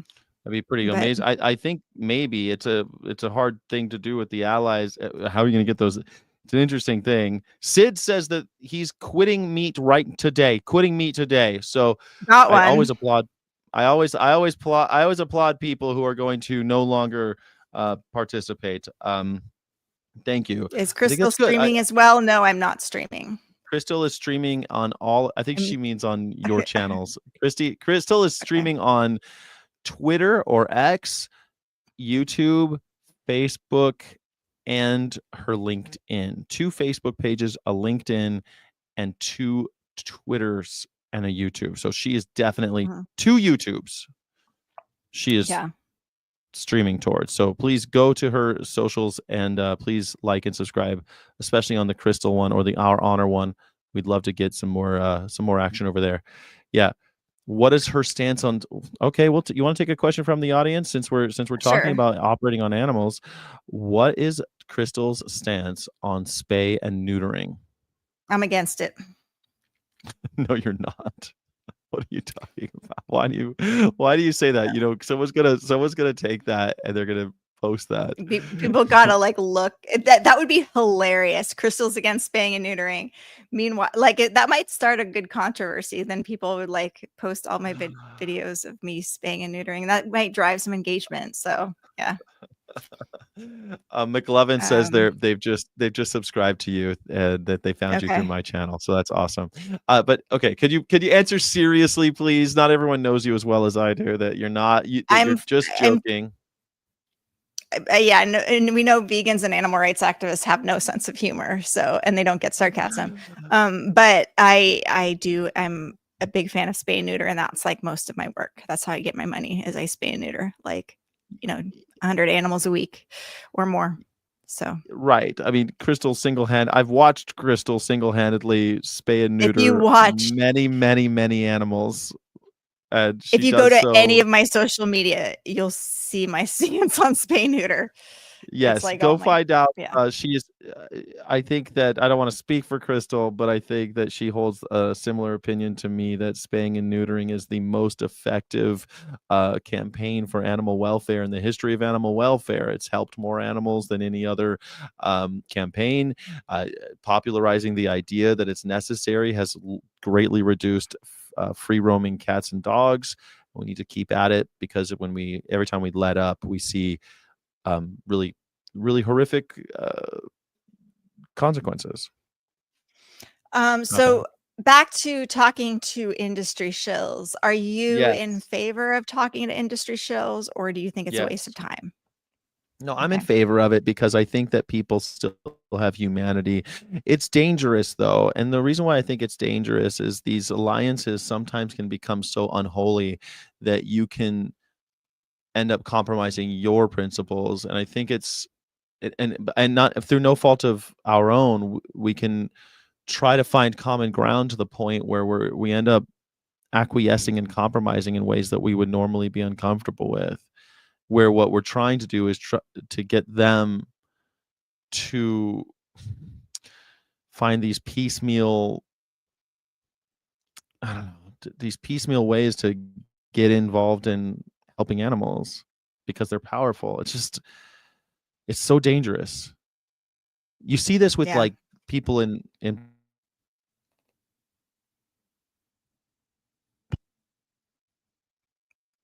I've lost you for some reason. I can't hear you. Can anybody else hear him? I don't know what the deal is. Can't hear you.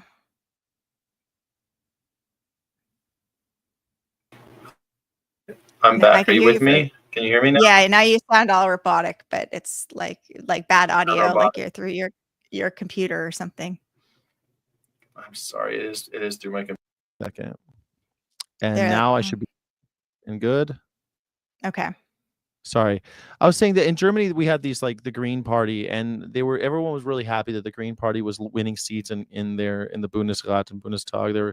They were winning, and then the Secretary of State was a Green Party person, and it turns out like when they're in that system and forming all these alliances and political alliances, they end up compromising to the point where they're unrecognizable to where they started, and it's because of those compromises they've made over time, they end up agreeing to stuff that you would just never agree with. You know what I mean?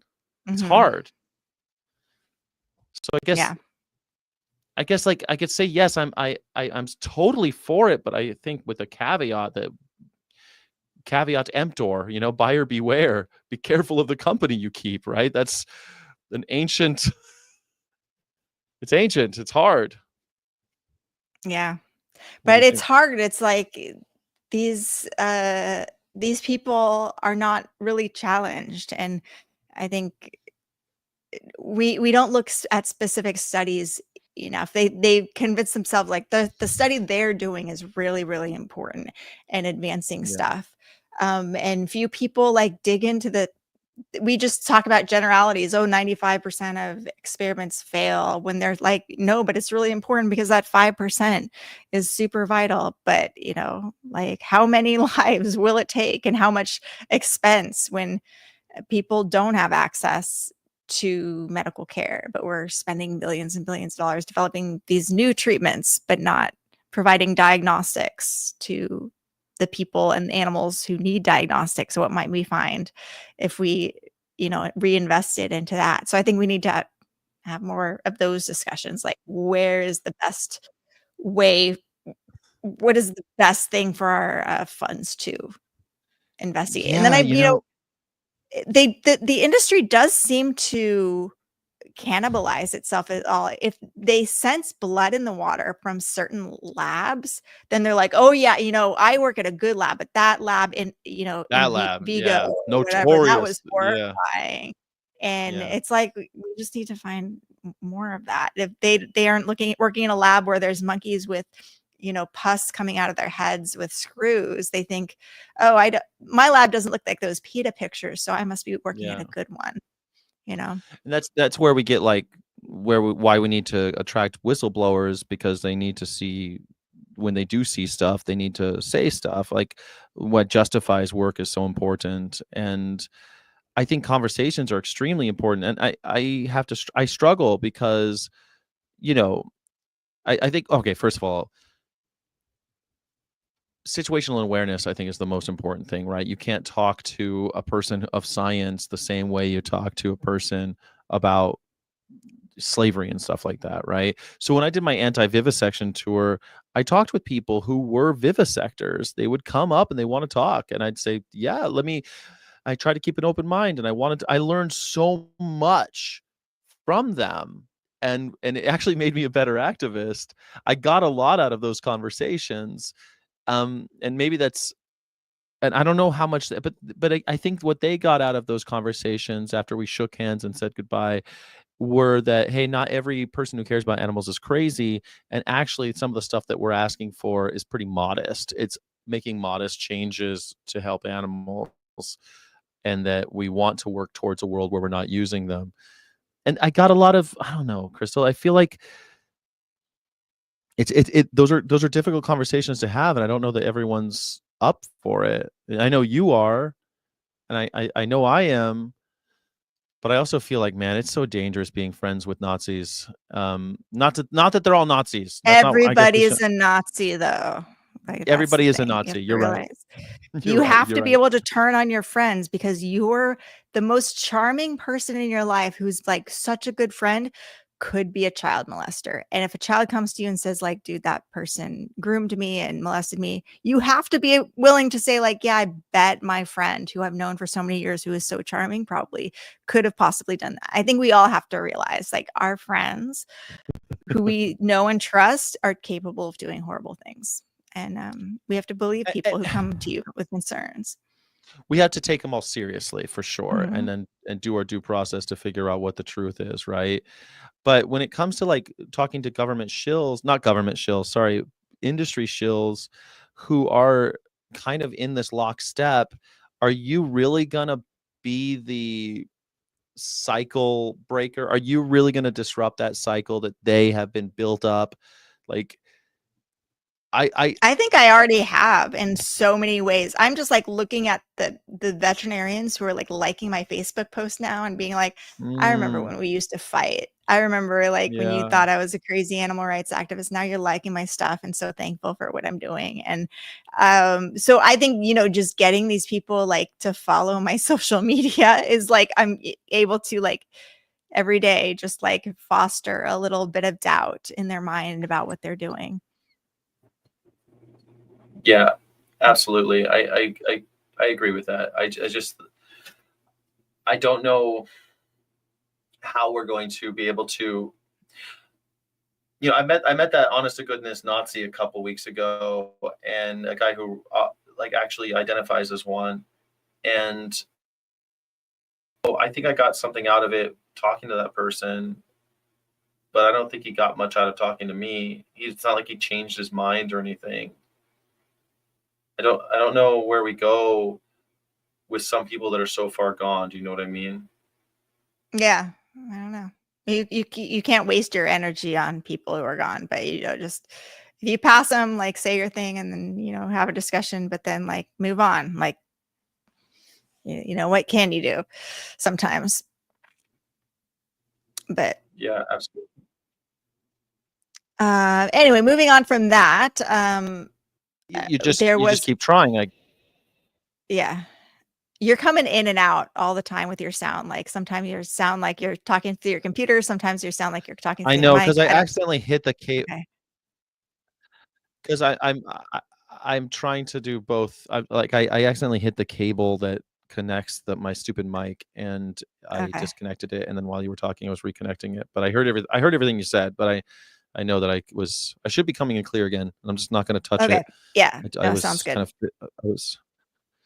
I guess you just keep trying, right? And I guess I think it's so important. We saw someone here that was saying that they're going to quit eating meat. Who knows? I hope the Sid is being truthful, but that was the same person that says that they were fighting with someone in the chat and is now they're brothers or something like that. Maybe that's what we need to foster that. We need to keep open minds and have conversations and not count people out.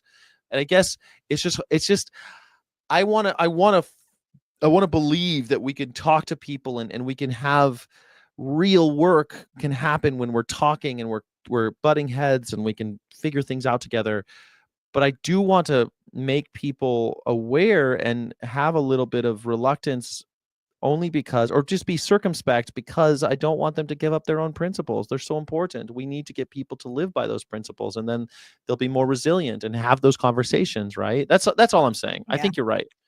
Yeah, But so many of the vegans and animal rights activists who are like fighting for welfare reforms and cage free, like spending an afternoon telling crumble cookies to go cage free. It's like, oh my gosh, what a waste of activist resources. But whatever. But I want to be friends with those people because I'm hoping that they'll show up to other stuff. I think about that when I go to human rights protests. I think, okay, well, hopefully I'll meet somebody that will be with me.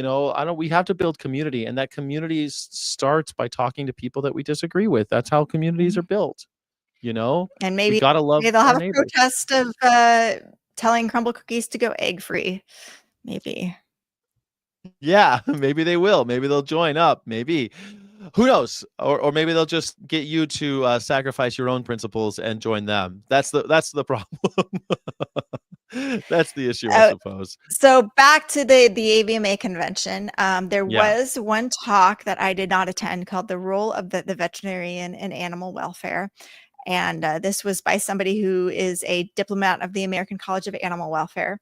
And somebody told me about this talk afterwards and said like it was basically they railed against animal rights. And I'm like, oh, it's too bad I didn't go to that one. But their handout says animal rights implies that animals have rights that are immutable and cannot be infringed upon by the needs of humans, whereas animal welfare acknowledges the human and sometimes consumptive use of animals and seeks to balance that use with the needs and treatment of animals. And I spoke to some of the other American College of Animal Welfare folks about this, who basically said like this is old school thinking. But I just that framing Why of is it like old school animal, thinking? just that anti-animal rights thinking. That's just the old guard. Like I think there's more veterinarians who acknowledge the fact that animals have rights already, and the idea that we're animal welfare versus animal rights is just an outdated way to think about this. And even some animals have more rights than some humans do in a lot of ways. Some animals have a lot more rights than humans do. I mean, Yeah. geese can fly over borders and I can't without permission. So, I mean, I agree with that sentiment, that we're all kind of living in a hierarchy, that we're all subjugated. We're all victims of tyranny. But hey, the whole animal welfare versus animal rights thing, it's interesting to bring it back to the original where we started with, which was the House Committee on Agriculture review of Prop 12. Almost everybody in that room gave some lip service to animals deserve the highest welfare available to them. They kept saying stuff like that, right? They still think they belong in gestation crates, and if we don't have them in gestation crates, then they might actually suffer more. We don't want them to suffer. They would almost everybody said that. And so the question to me is like, then why do they deserve moral consideration at all? And isn't that what the animal rights person and animal welfare person, what they're both actually saying is that they're individuals who deserve moral consideration? Isn't that the crux of Yeah, it? but The one basis? person says we have a right to exploit them, and in theory, and another one does not. But we exploit human beings too. Yeah. So that's, so what are rights? It's What their are right? entitlements, permissions granted and protected under law, which allows individuals or entities to act in certain ways or be treated in certain ways, and to seek remedies when those entitlements are violated. Well, those are legal So rights. I mean, we have did moral rights we? too. What are moral rights? Moral rights being inviolable rights that exist in nature, whether or not they were given to you by God. Things like life, liberty, and pursuit of happiness. Kind of natural law theory, Enlightenment theory ideas of Enlightenment thinking ideas of you're actually born with rights, and that others have to take away those rights from you, but you had them all along. That you always had them. That you don't need to codify life as a right. You have that right by virtue of your being alive. Yeah. We hold these truths to be self-evident, that all men are created equal, all men only, that they Yeah. are endowed by their creator with certain inalienable rights, and among those life, to liberty, and pursuit of happiness, that to secure these rights, government are instituted among men, deriving their powers from the consent of the governed, that whatever any form of government becomes destructive of these ends, it is the right of the people to alter or to abolish it, and to institute new government, laying its foundation on such principles and organizing its powers in such form as to them shall seem most likely to affect their safety and happiness. I think the animals have done that. I think yes, this is like, I love that you just read that out loud. It's something that we grew up with, and to me, this is anything that is against that is anti-Enlightenment thinking. Like that is an encapsulation from good old Madison, Monroe, and Jefferson, and those guys. That is an encapsulation of Enlightenment thought. That is what it is that government should only be there to ensure our natural rights. Anything else, an abridgment of those rights, we should do away with government. There should be none.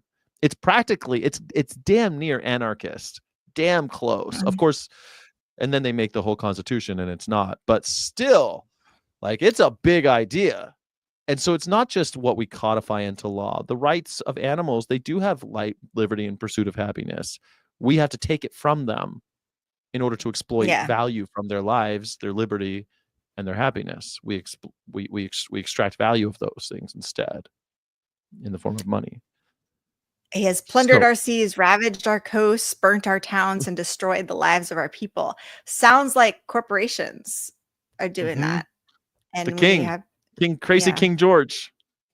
Yeah. But in today's times, how is this happening to us right now? Through these corporations are doing that to us. Same story. I mean, multinational corporations were invented by the English in order to subjugate the Indians, not the American Indians, but the Indian Indians, and it worked. They started these giant corporations and banking systems to fund it, and gave them the privilege to declare war on their behalf. It was crazy. We're doing the same thing. Is not BlackRock declaring war on our behalf? Is not Chevron and all these other companies, aren't they declaring war on our behalf by their hiring of mercenaries in other countries? They are. And what we're doing to the animals is the same thing. So I think the lack of animal rights helps preserve corporate impunity. Yes. And it hurts both ecosystems and human communities. So the same industries that exploit animals often exploit migrant workers, prison labor, low-income communities. They're all tools of profit for them. So, and we've continued to let them deny our rights, like ag-gag laws. Like now we we don't have freedom of speech, you know? We allowed them to take away our Because freedom of speech, which is our God-given right. I can speak, and therefore I have the freedom to do so. Like that would be an inviolable human right. That's why we had to put those in the commandments, the amendments. Yeah. It's interesting too. It's like those corporations. What we're really arguing about with Prop 12 and all that. They in the beginning, I kind of skipped over it, but they said it was going to cost between $3,500 and $4,500 per sow Yeah. of an investment, a one-time investment of about $3,500 to $4,500 per sow. And they never should have been allowed to put sows in those gestation crates to begin with, you know? And now Yes. they're like complaining that it costs them money to do something to get out of something that they never should have gotten into in the first place. To me, that's know? what King George was doing when he told Americans it's going to cost us all this money to pay for you people to free the slaves. It's going to cost us all this money to free all the slaves. Well, you shouldn't have been enslaving people. You shouldn't have been treating colonists this way. You shouldn't have been treating people in India the way the Raj was treating them. You shouldn't have been doing that. It's so weird that they put themselves in these positions through these draconian and just like Machiavellian ideas of how to ruin and use people and animals. And then when you're like, hey, stop doing it, they're like, well, we can't. It would cost us too much money. Yeah. It's like you've already violated another's rights. And right. Now that's what got us into this trouble. You're stuck in this system. So it's also because it's too expensive to not be in the system. No, it just means that pig flesh will be more expensive. That's all that means. We'll still eat. Human beings will still eat. They just won't eat as much pork because it's more expensive. And it should have always been. It was artificially cheap. It's kind of like someone a long time ago was talking about like clock radios made in China, right? And like, if you can buy a $5 clock radio with all the little transistors and all the little digital assets and all of the minerals that were mined, all the metals that were mined out of the earth and all this stuff. And now you have this clock radio that you bought for $5 at Walmart. Well, how did it get to be only $5? Like what happened to make it only $5? It's incredible that this piece of technology is so cheap. And it's because because all those steps that I just described, like mining the minerals and putting the thing together and all the manufacturing, well, it was slaves. Like all that value is now going to Walmart and whatever the supply chain was. All the people who were used in that process, they were slaves basically. So now you can buy a $5 clock radio. Okay. Because we've denied rights to others, and occasionally we give those rights back, like through the Endangered Species Act. We say that some animals, some species cannot be legally killed, harassed, trapped, or traded, and we have to protect their habitats. But meanwhile, there's indigenous communities like the Navajo Nation, where uranium mining left over 500 abandoned sites and contaminated groundwater with uranium and arsenic and, my other gold mine spills and things like that. Then you have the people in Duplin County, North Carolina, near the hog farms who suffer from 30% higher mortality rates and these high rates of horrifying air as they spray the sow poop, the hog poop over their fields and everything. And then it's like, but this industry is so wealthy. How can you now shut down this industry to protect these people who aren't very economically important, I guess, to it? And ultimately, it's like when the you catch them doing. Yeah, it's like when you catch them doing something really horrible, they go, well, we got to keep doing something really horrible. Look at it costs too much money to do it otherwise. Imagine doing that in any other situation, like this person is robbing liquor stores and you're like, well, you got to stop robbing liquor stores. I can. It would cost me so much more money to go get a suit and put on a tie and go get a job. What do you want me to do? It's far too much effort. I could just keep robbing liquor stores. Why are you making me the system? This is the system. I rob liquor stores. That's what I do. I can't change now. But speaking of change, I did want to kind of go into just for a second the price of beef. Would that be okay? Sure. Okay. So the price of beef is up, Crystal. Beef prices have soared in the United States, and not just during grill season. This is something on the AP that came out a day or two ago and written in Omaha, Nebraska, saying that everyone is paying a lot more money. The average price of pound of ground beef rose to $6.12 in June, and that's a 12% increase from a year ago. Steaks, uncooked beef steaks, rose 8% to 11 and 49 cents a pound. Here are the graphs so you can kind of put it into perspective. Ground beef up. Uncooked beef steaks way up. I don't know what happened here. This is June 2020. So you could see COVID levels. You see this spike right here, right? And then everything else is just kind of going up the old-fashioned way, but not the old-fashioned way from supply and demand. It's not like more people want steak and that's why the prices are going up.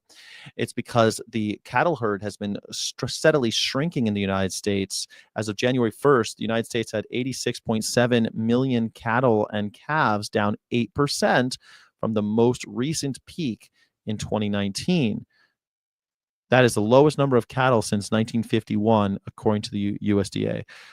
So we're actually raising fewer cows here because of various things, right? We don't like to raise cows here anymore because it costs us a lot of money to pay people to do that. And we're not as close to the feed. Down in Brazil, they're tearing down the rainforest to grow more soy and feed those cows. They've got a lot more grazing land for them. So ranchers can so their smaller herd, American beef industry has gotten better at breeding larger animals so ranchers can provide the same amount of beef with fewer animals. What do you think about that? I think That's what we do. Yeah, we've tried to make them bigger, right? Make bigger animals, fewer of them. Okay. Do I sell the animal now and take this record high check, or do I keep her to realize her returns over her productive life when she's having calves? So that's the other part. Because of higher prices of ranchers give ranchers more incentive to sell cows now to capture profits. So when the profits are high, they sell all their dairy calves and all the dairy cows. And so then they don't have any cows to make more babies. And that makes, again, a smaller herd. Also, the screwworm. We talked about the screwworm on one of our shows. The screwworm is a parasite that goes inside of cattle herds in Mexico, and it kills them, apparently. Does it kill them? It kills them, right? The New I don't World think so. I think it's just screwworm like fly. a wound, but it probably can if it gets bad enough, but expensive to treat and stuff like that. Flesh-eating maggots cause large economic losses as they did decades before the U.S. eradicated the pest. But now we rely more heavily on Mexico, so it's a danger for beef prices. And then finally, also tariffs.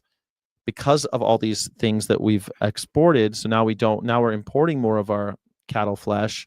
President Donald Trump's tariffs have yet to have a major impact on beef prices, but they could be another factor that drives prices higher because U.S. imports more than 4 billion pounds of beef every year, much of which is imported is beef trimmings that meat packers mix with fattier beef produced in U.S. to produce the varieties of ground beef that domestic consumers want. Much of that lean beef comes from Australia, New Zealand, that have seen a 10% tariff, but a lot of it comes from Brazil, that has a 50% tariff. And that means the higher price. They're saying it's going to stay high. What do you think about it staying high? If it stays high, is that a good thing? Well, we've Higher learned price that of cows? animal-based protein consumption is elastic with respect to cost. So maybe that would result in decreased demand. So we will see. I guess, should we be welcoming these tariffs? Maybe we should be cheering this all on. Let's have it be more expensive. Let's have, maybe we should be cheering on Donald Trump for 50% tariffs on Brazil. It'll raise the price of animal flesh. I remember when he was talking about Canada and Mexico being 10%, remember a while ago he was saying it's going to be 100% on Canada. Remember he was having all that going on. And since we're importing a lot of our processed dairy and a lot of our processed flesh from the north, it was going to have a big problem. It's going to be a big issue. It's going to raise the prices of animal meat. I don't know. I'm trying to find some lemonades here to make out of these lemons. I think maybe it's a good thing. Maybe if we should applaud all of these maneuverings. Okay. So yeah, I don't got nothing more. nothing. I mean, I don't. Isn't that what the argument for Prop 12 is? Yeah, I mean, we'll see what happens. Ultimately, I don't think these corporations will just allow the demand for meat to go down. So they'll figure out something. But we'll see. Maybe they'll just mix it with know. more. It'll just get fatty or something. I don't know. Maybe they'll just mix it with other stuff. I've always felt that maybe McDonald's will just start mixing their hamburger meat with other stuff like soy. They'll just add more soy additives to make it like it'll be 50% impossible and 50% animal flesh. I think that might be where we're going. It would make sense. Maybe it would help animals in the long run. I don't know. Yeah, maybe. Anything else on that, or I move on back to the not AVMA convention? I was hoping that you would have an opinion about it.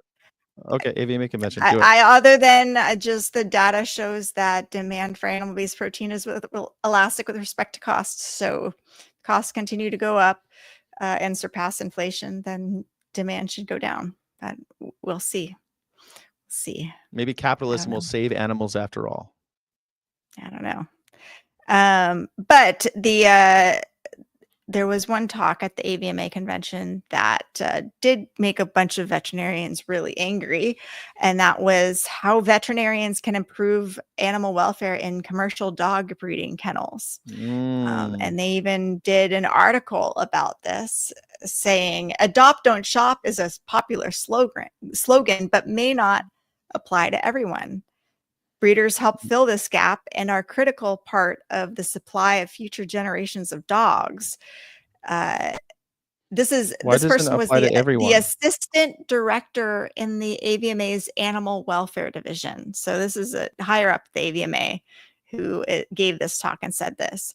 And she presented, how veterinarians can improve animal welfare in commercial dog breeding kennels. To imply... Sorry, what was the question?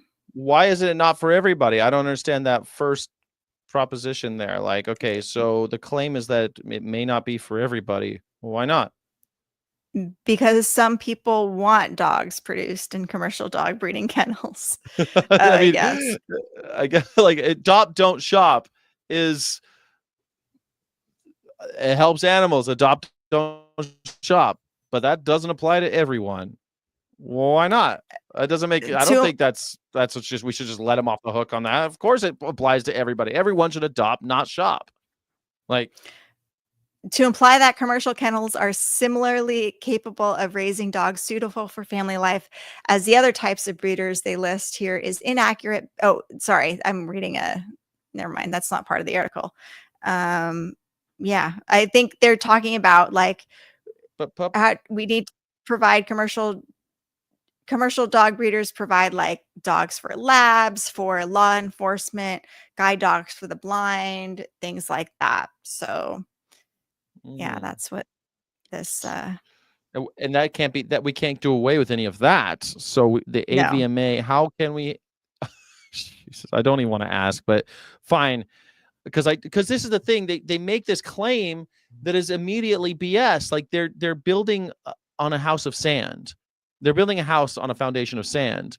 Like, we need all of these. We need militarized dogs. We need lab dogs that we can dissect. And and we can't train. I don't know. I think the blind dog is kind of probably a lie too, because I don't think it's just because they take animals from shelters and turn them into seeing eye dogs. So I don't see how that would be. But like the claim is, it's false logic just to start. Like we don't. it does. It's we don't need those things, and they're saying we do. So how can we make it more palatable? Make puppy mills more palatable. Yeah, pushing back against the industry bias towards commercial dog breeding kennels. This person, I don't want to say her name, emphasized the veterinary profession must better ally with dog breeders, whether commercial, community, show, or hobby. We want the veterinary community to see all dog breeders, but especially commercial breeders, as future partners in shaping the health and well-being of the dogs of the future.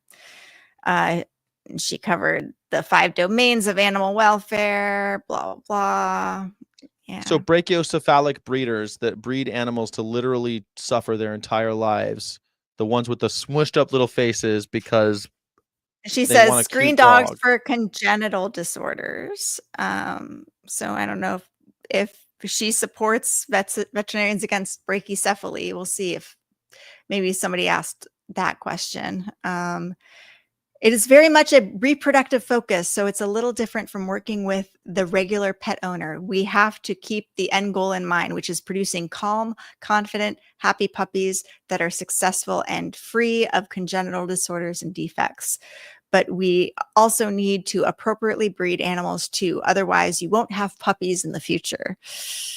Yeah.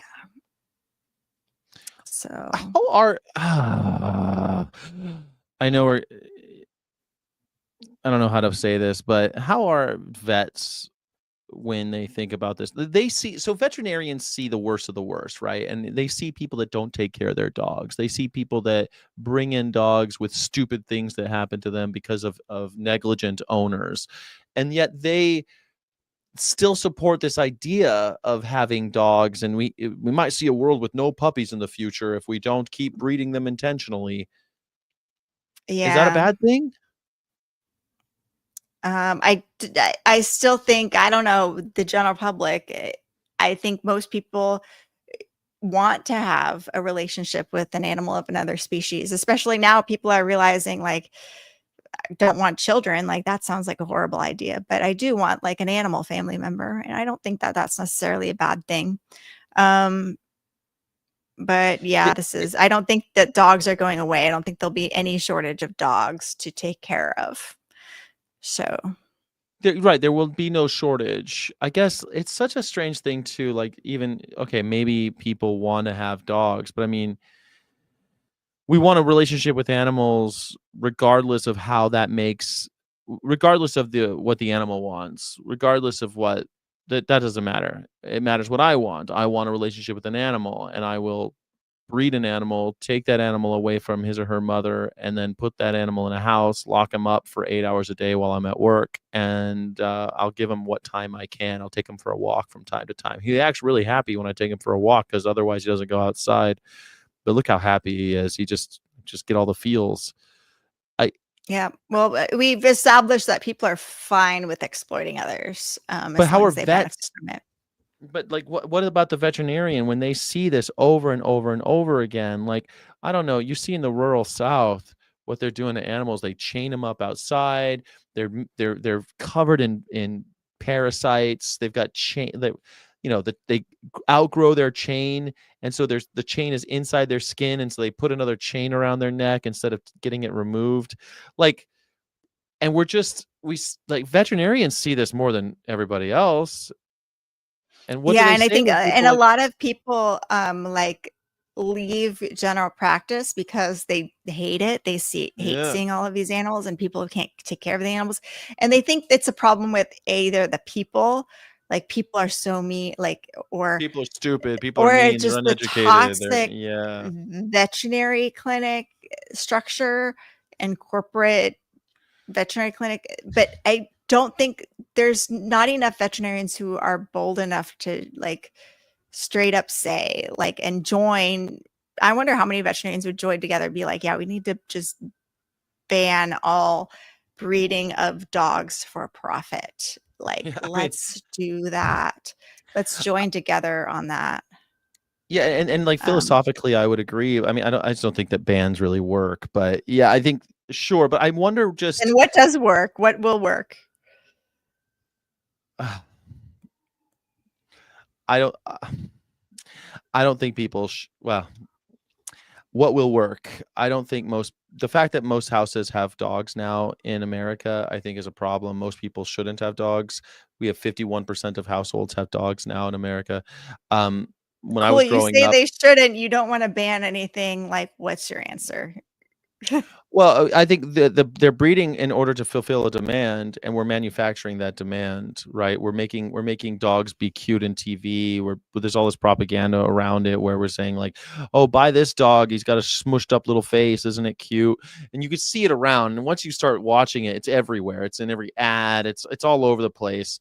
And I think it's a concerted effort. I don't think it's by accident that we see all this all the time. Like even in Top Gun, I'm thinking like, why did they have to have a big golden retriever in Top Gun? Because that's American. That's an American dog. We got to have Top Gun. He's got to pet a golden retriever in the movie.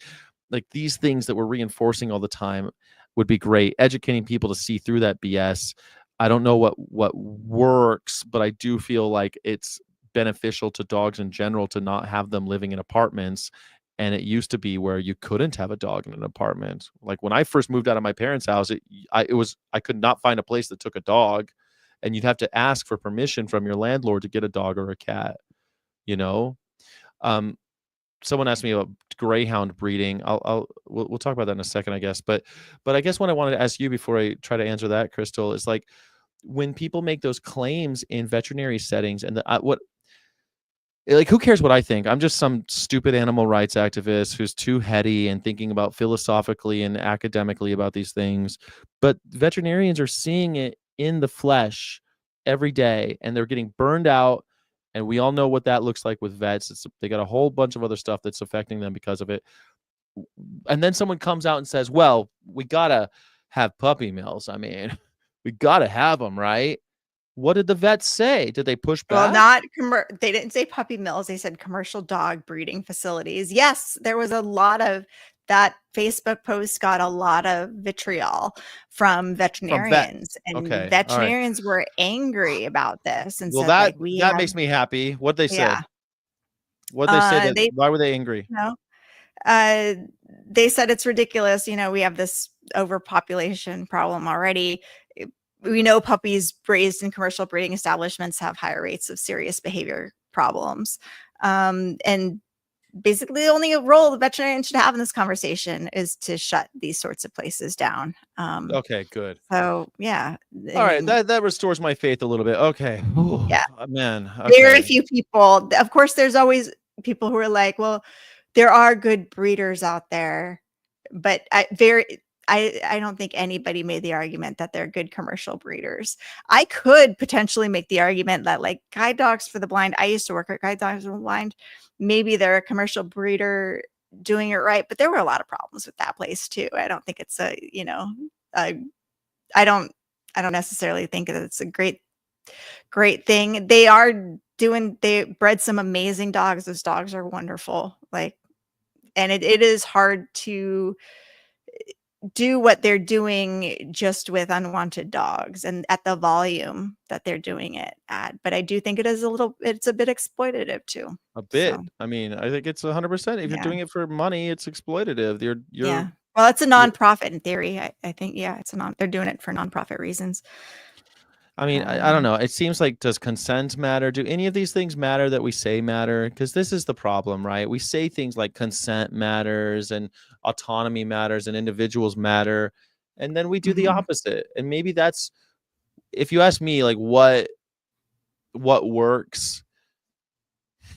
Yeah, maybe bans that are enforced, maybe. Guide dogs to the blind. Can you guess their net assets? Holy shit.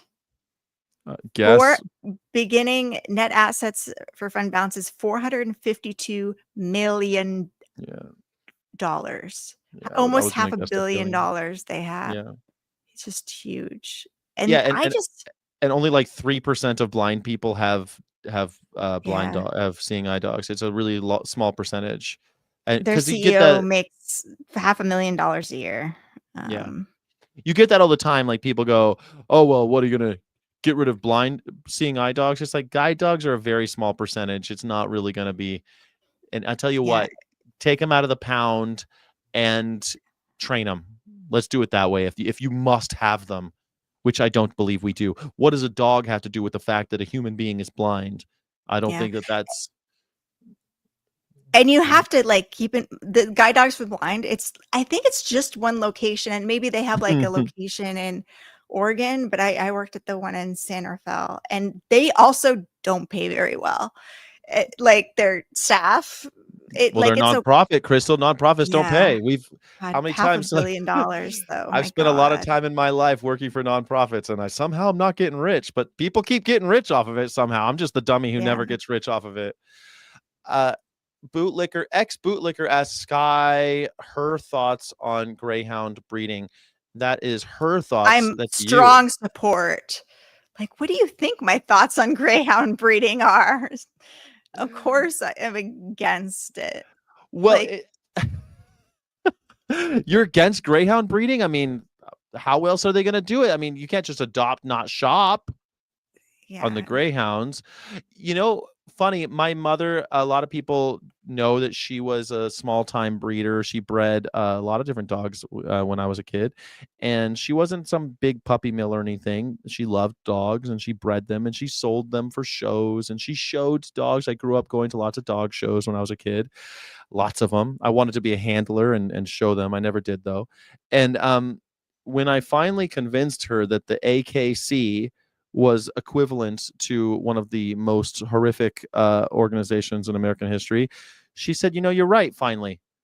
And I couldn't believe it. And she started adopting greyhound rescues. She had greyhound. She was greyhound foster. She had a greyhound in her house till the day she died. And if you love they're beautiful dogs. They're wonderful. They sleep like 18 hours a day. They're wonderful companions. They require very little training. I highly recommend, if you want a dog in your life, rescue a greyhound. They're incredible. So Yeah. adopt, I don't love shop. greyhounds. They're wonderful. Here, let's look at the AKC's 990. If you're ever thinking about donating to any organization, you should always look at their 990 and see what the deal is. Well, if you're thinking about donating to any organization, what you should first do is go to ourhonor.org/donate. Yes, and please. make a charitable donation to Our Honor, so you can help us do our important work of investigative work and also converting and having these conversations with veterinarians, but also all of our FOIA requests and all that stuff. A lot of that takes time and money, and your contribution would be greatly appreciated, way more than if you gave it to the AKC or anybody else. Yeah. And you can find our 990s. The last year was the first year that we had to, last 2 years. Because before it was just a postcard because we made less than $50,000 a year. And now we're in the $100,000 a year range, so we're a very small organization, yet we do more than a lot of what the larger organizations do. That's for sure. Get more media attention, more thoughtful discussions on these topics than the vast majority of other organizations. And the link is in the chat. If you'd like to donate, we would greatly appreciate it. We're always, we're like most small organizations, we're always begging for money, because we run a really tight ship on a shoestring budget. So please find it in your heart to donate. But what about AKC's 10? Was it 990? 990, right? They brought in net assets $131 million. Let's scroll down to $131 million. Their head makes 400. Oh wait, no. Here, let me go back to the top here. Director makes $12,000 $30 million. Oh, here, Dennis B. Sprung makes $1.5 million. The executive secretary makes $705,000. The chief financial officer makes $465,000. The executive VP makes $730,000. And everybody always complains about the ASPCA and how their executive director makes like $1 million a year and everything. Like, just keep in mind, they're fighting these guys. So they're fighting these guys, and they're trying to attract talent to combat them. And Ingrid makes $35,000 a year. Yeah, of course. Just instead of sharing whatever meme that it's attacking some animal advocacy organization, why don't you share the meme about the AKC making 1.5, their CEO making $1.5 million? and And if they've you don't done know what the anything. AKC is, sorry, we've been saying it's the American Kennel Oh, Club. They're the who ones that doesn't know what the AKC is? I Is don't there think I people don't think actually everybody know? knows what the AKC is. We're looking at them right now. They're a nonprofit that for some reason America is totally we're obsessed with the AKC in this country. I don't know why. But they keep all the tallies of how many different dog breeds are born, and they are the ones that recognize the breeds. They're the ones that do the dog shows or sponsor the dog shows, and their CEO makes $1 million, $750,000. No, CEO makes $1.5 million, and their 1.5. like secretary makes $700,000. They made $51 million in dog registrations. Like, geez, like look at this. They got did they owe expense? They gave $5.5 million in grants. I wonder if we can get an AKC grant somehow. Oh, JM's asking about PETA. PETA has an endowment of something like, last time I checked, it was like $80 million, guys. I mean, they're the largest animal rights organization in the world. Do you want to look up their 990 real fast? Do you have it? Yeah, let's look at that. But still, like nothing compared to AKC. Nothing compared to and AKC. Nothing compared to like AKC brings in what was it? $150 million? What was that? Was that how much it was? $130 million? Yeah. It's still almost twice of what PETA brings in. Twice. So PETA, they have like, yeah, look at this. Let's bring in net assets of $28 million. $28 million. Their total revenue is $67 million, which is good Oh, for it's them down. bringing in the money. Yeah, Oh, they yeah, were bring in a the lot. last year was $74 million. Right, that's the one I remember. But who's making all the money? What's the highest paid person at PETA? Let's see. I'm gonna guess it's 150 grand. Ingrid makes $37,000. Oh, she gave herself a raise. Tracy Riemann makes $126,000. Ooh, Kathy, Tracy's doing okay. Okay. Well, Tracy lives in LA. I mean, she has to pull in a little bit more. yeah. Rosalind Zayas, the director, makes $147,000. Kathleen Guillermo makes $142,000. So yeah, not bad. So, because they got some lawyers on there that probably make. I remember some of the lawyers are making good money, but yeah, I'm surprised the lawyers aren't in that of the top salaries. But that's it. That's how the most of, yeah, they're not paying a lot of people. No, they're not, and they don't pay much, and they just fired a lot of people too, and replaced them with AI. But I mean, this is where we are. I mean, this is what we're up against. The PETA, the largest animal rights organization in the world, is a tiny fraction of what companies like the AKC are doing. Or isn't the National Pork Board a nonprofit? They count as a nonprofit? Then do 990? We could look at like the National Pork Producers Council. Maybe let's do. That's what I mean. Like one of those guys, the Pork Producers Council or Association. One of those guys. Isn't the checkoff the voluntary checkoffs? Aren't they classified as nonprofits? Probably not. I thought they were. I wonder here, National Pork Checkoff Financials, National Pork Board Foundation. Let's look at the National Pork Producers Council. So National Pork Producers Council revenue $24.9 million. Yeah. Not bad.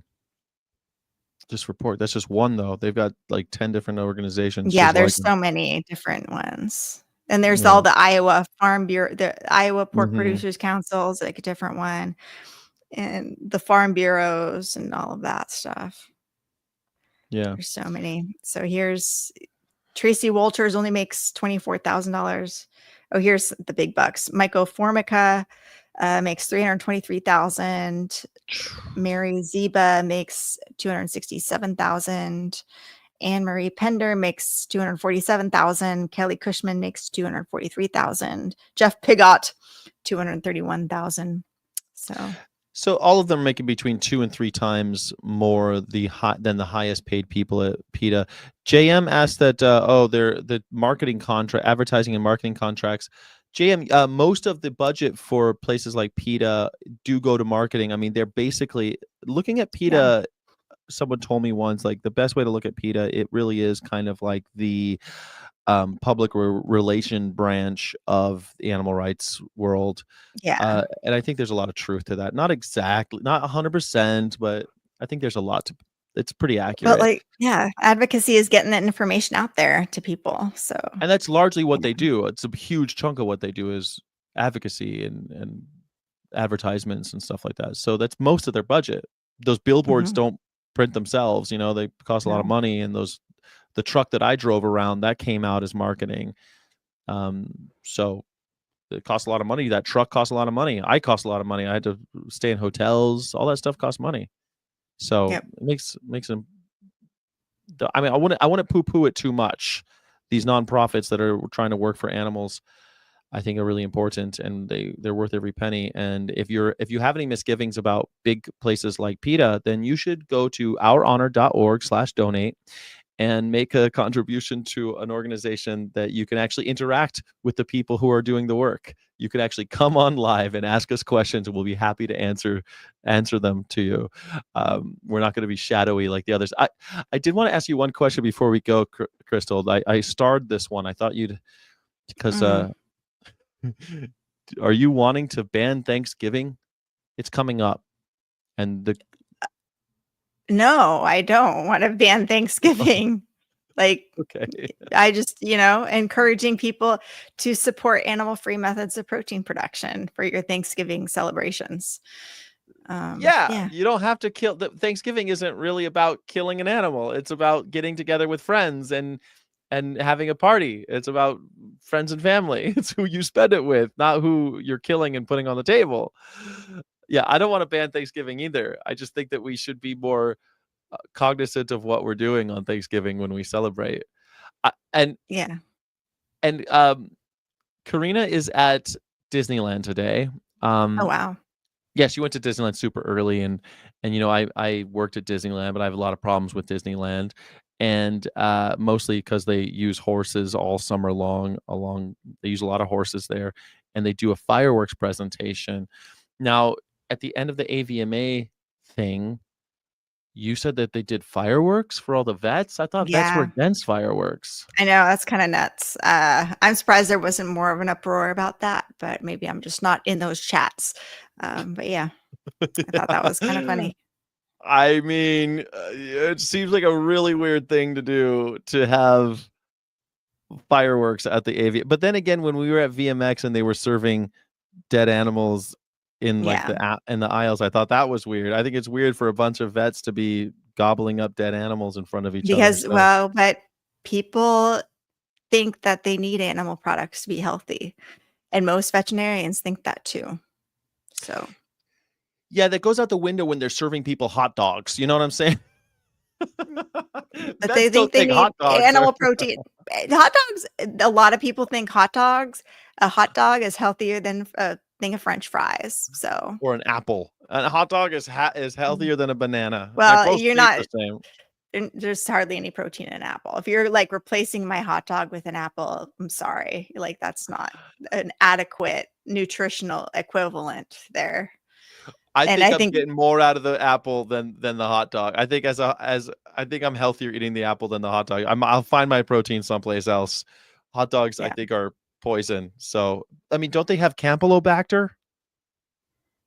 Not always. If you cook them, hopefully they don't. And listeria? I don't know. They seem dangerous to me. Crystal, did you see my questions? Got any tips? I'm trying to feed him and now he's not eating. Crystal, I'm currently... Okay, last question, because this is a 3-hour show and it's really hot where I am. So this is the last question. Crystal, I'm currently caring for a dog with mouth cancer and the tumor regrew. It's now about 4.5 inches across and he is having difficulties eating and drinking. He's on chemo and pills too. Got any tips? Wow. I would need to know what kind of pills, and is it time for the quality of life discussion? Google quality of life scale and talk to your veterinarian and have a conversation with your veterinarian. I don't know what kind of cancer it is. I don't know what kind of pills you're on. I don't know what the body condition score of your dog is. Look up body condition score charts.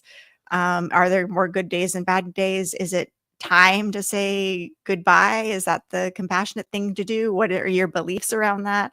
That's a long conversation.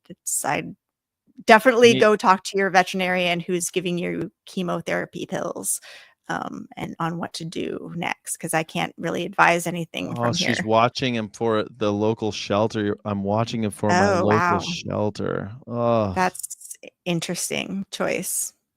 oh my Eye God. He's going, shelter. he's gonna have surgery. So we just need to Oh, get him okay, to that's have, good.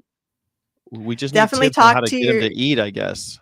well, talk to the vet at the shelter. They'll be able to help you a lot better than I will from here, because I don't know. And they'll be able to give you different food to try or whatever. So, yeah, All I right. can't really help, unfortunately. Okay. Well, Mike G's says, thank you for having this talk. I learned something every time. No, thank you, Mike G's, for tuning in. And we do this every Wednesday. We talk about animal issues that are current and topical and from the science-based and veterinary perspective. And I throw in stuff that is over the top, alarmist, animal rights activist stuff. Yeah. And please send to your vets, and I'm going to write in the chat, to your veterinarian, and your representatives in Congress, this letter about section 12007 of the Farm Bill. We need to stop this, and we need to not let them overturn Prop 12. So we need to all take if you know a action vet, send it urgently. to a vet for sure. Yeah, or A lot edit of the the ways letter you to can- make it fit you and send it yourself. So Yes, I please. totally agree. Send it. We got to get this word out. We got to make it happen. McLovin says thanks. And I want to say thank you one more time to Jackie Boyle and Sid. So thank you, everybody. We'll see you next Wednesday. Actually, we'll see you on Friday for we're doing FOIA Friday, right? Yeah. Okay, so we're doing FOIA Friday at 4. If you love to hear, it's only a 1-hour show, but it's about how to peek under the hood of government by exercising our right to the freedom of information. And I will have a FOIA, and so will Crystal, and we'll talk about where we're at on that one. So thank you so much for being here. Bye, everybody. All right. Bye.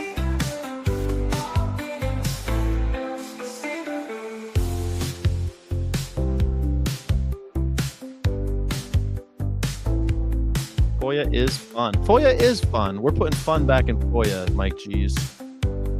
Thank you to our moderators, too. Thank you, moderators.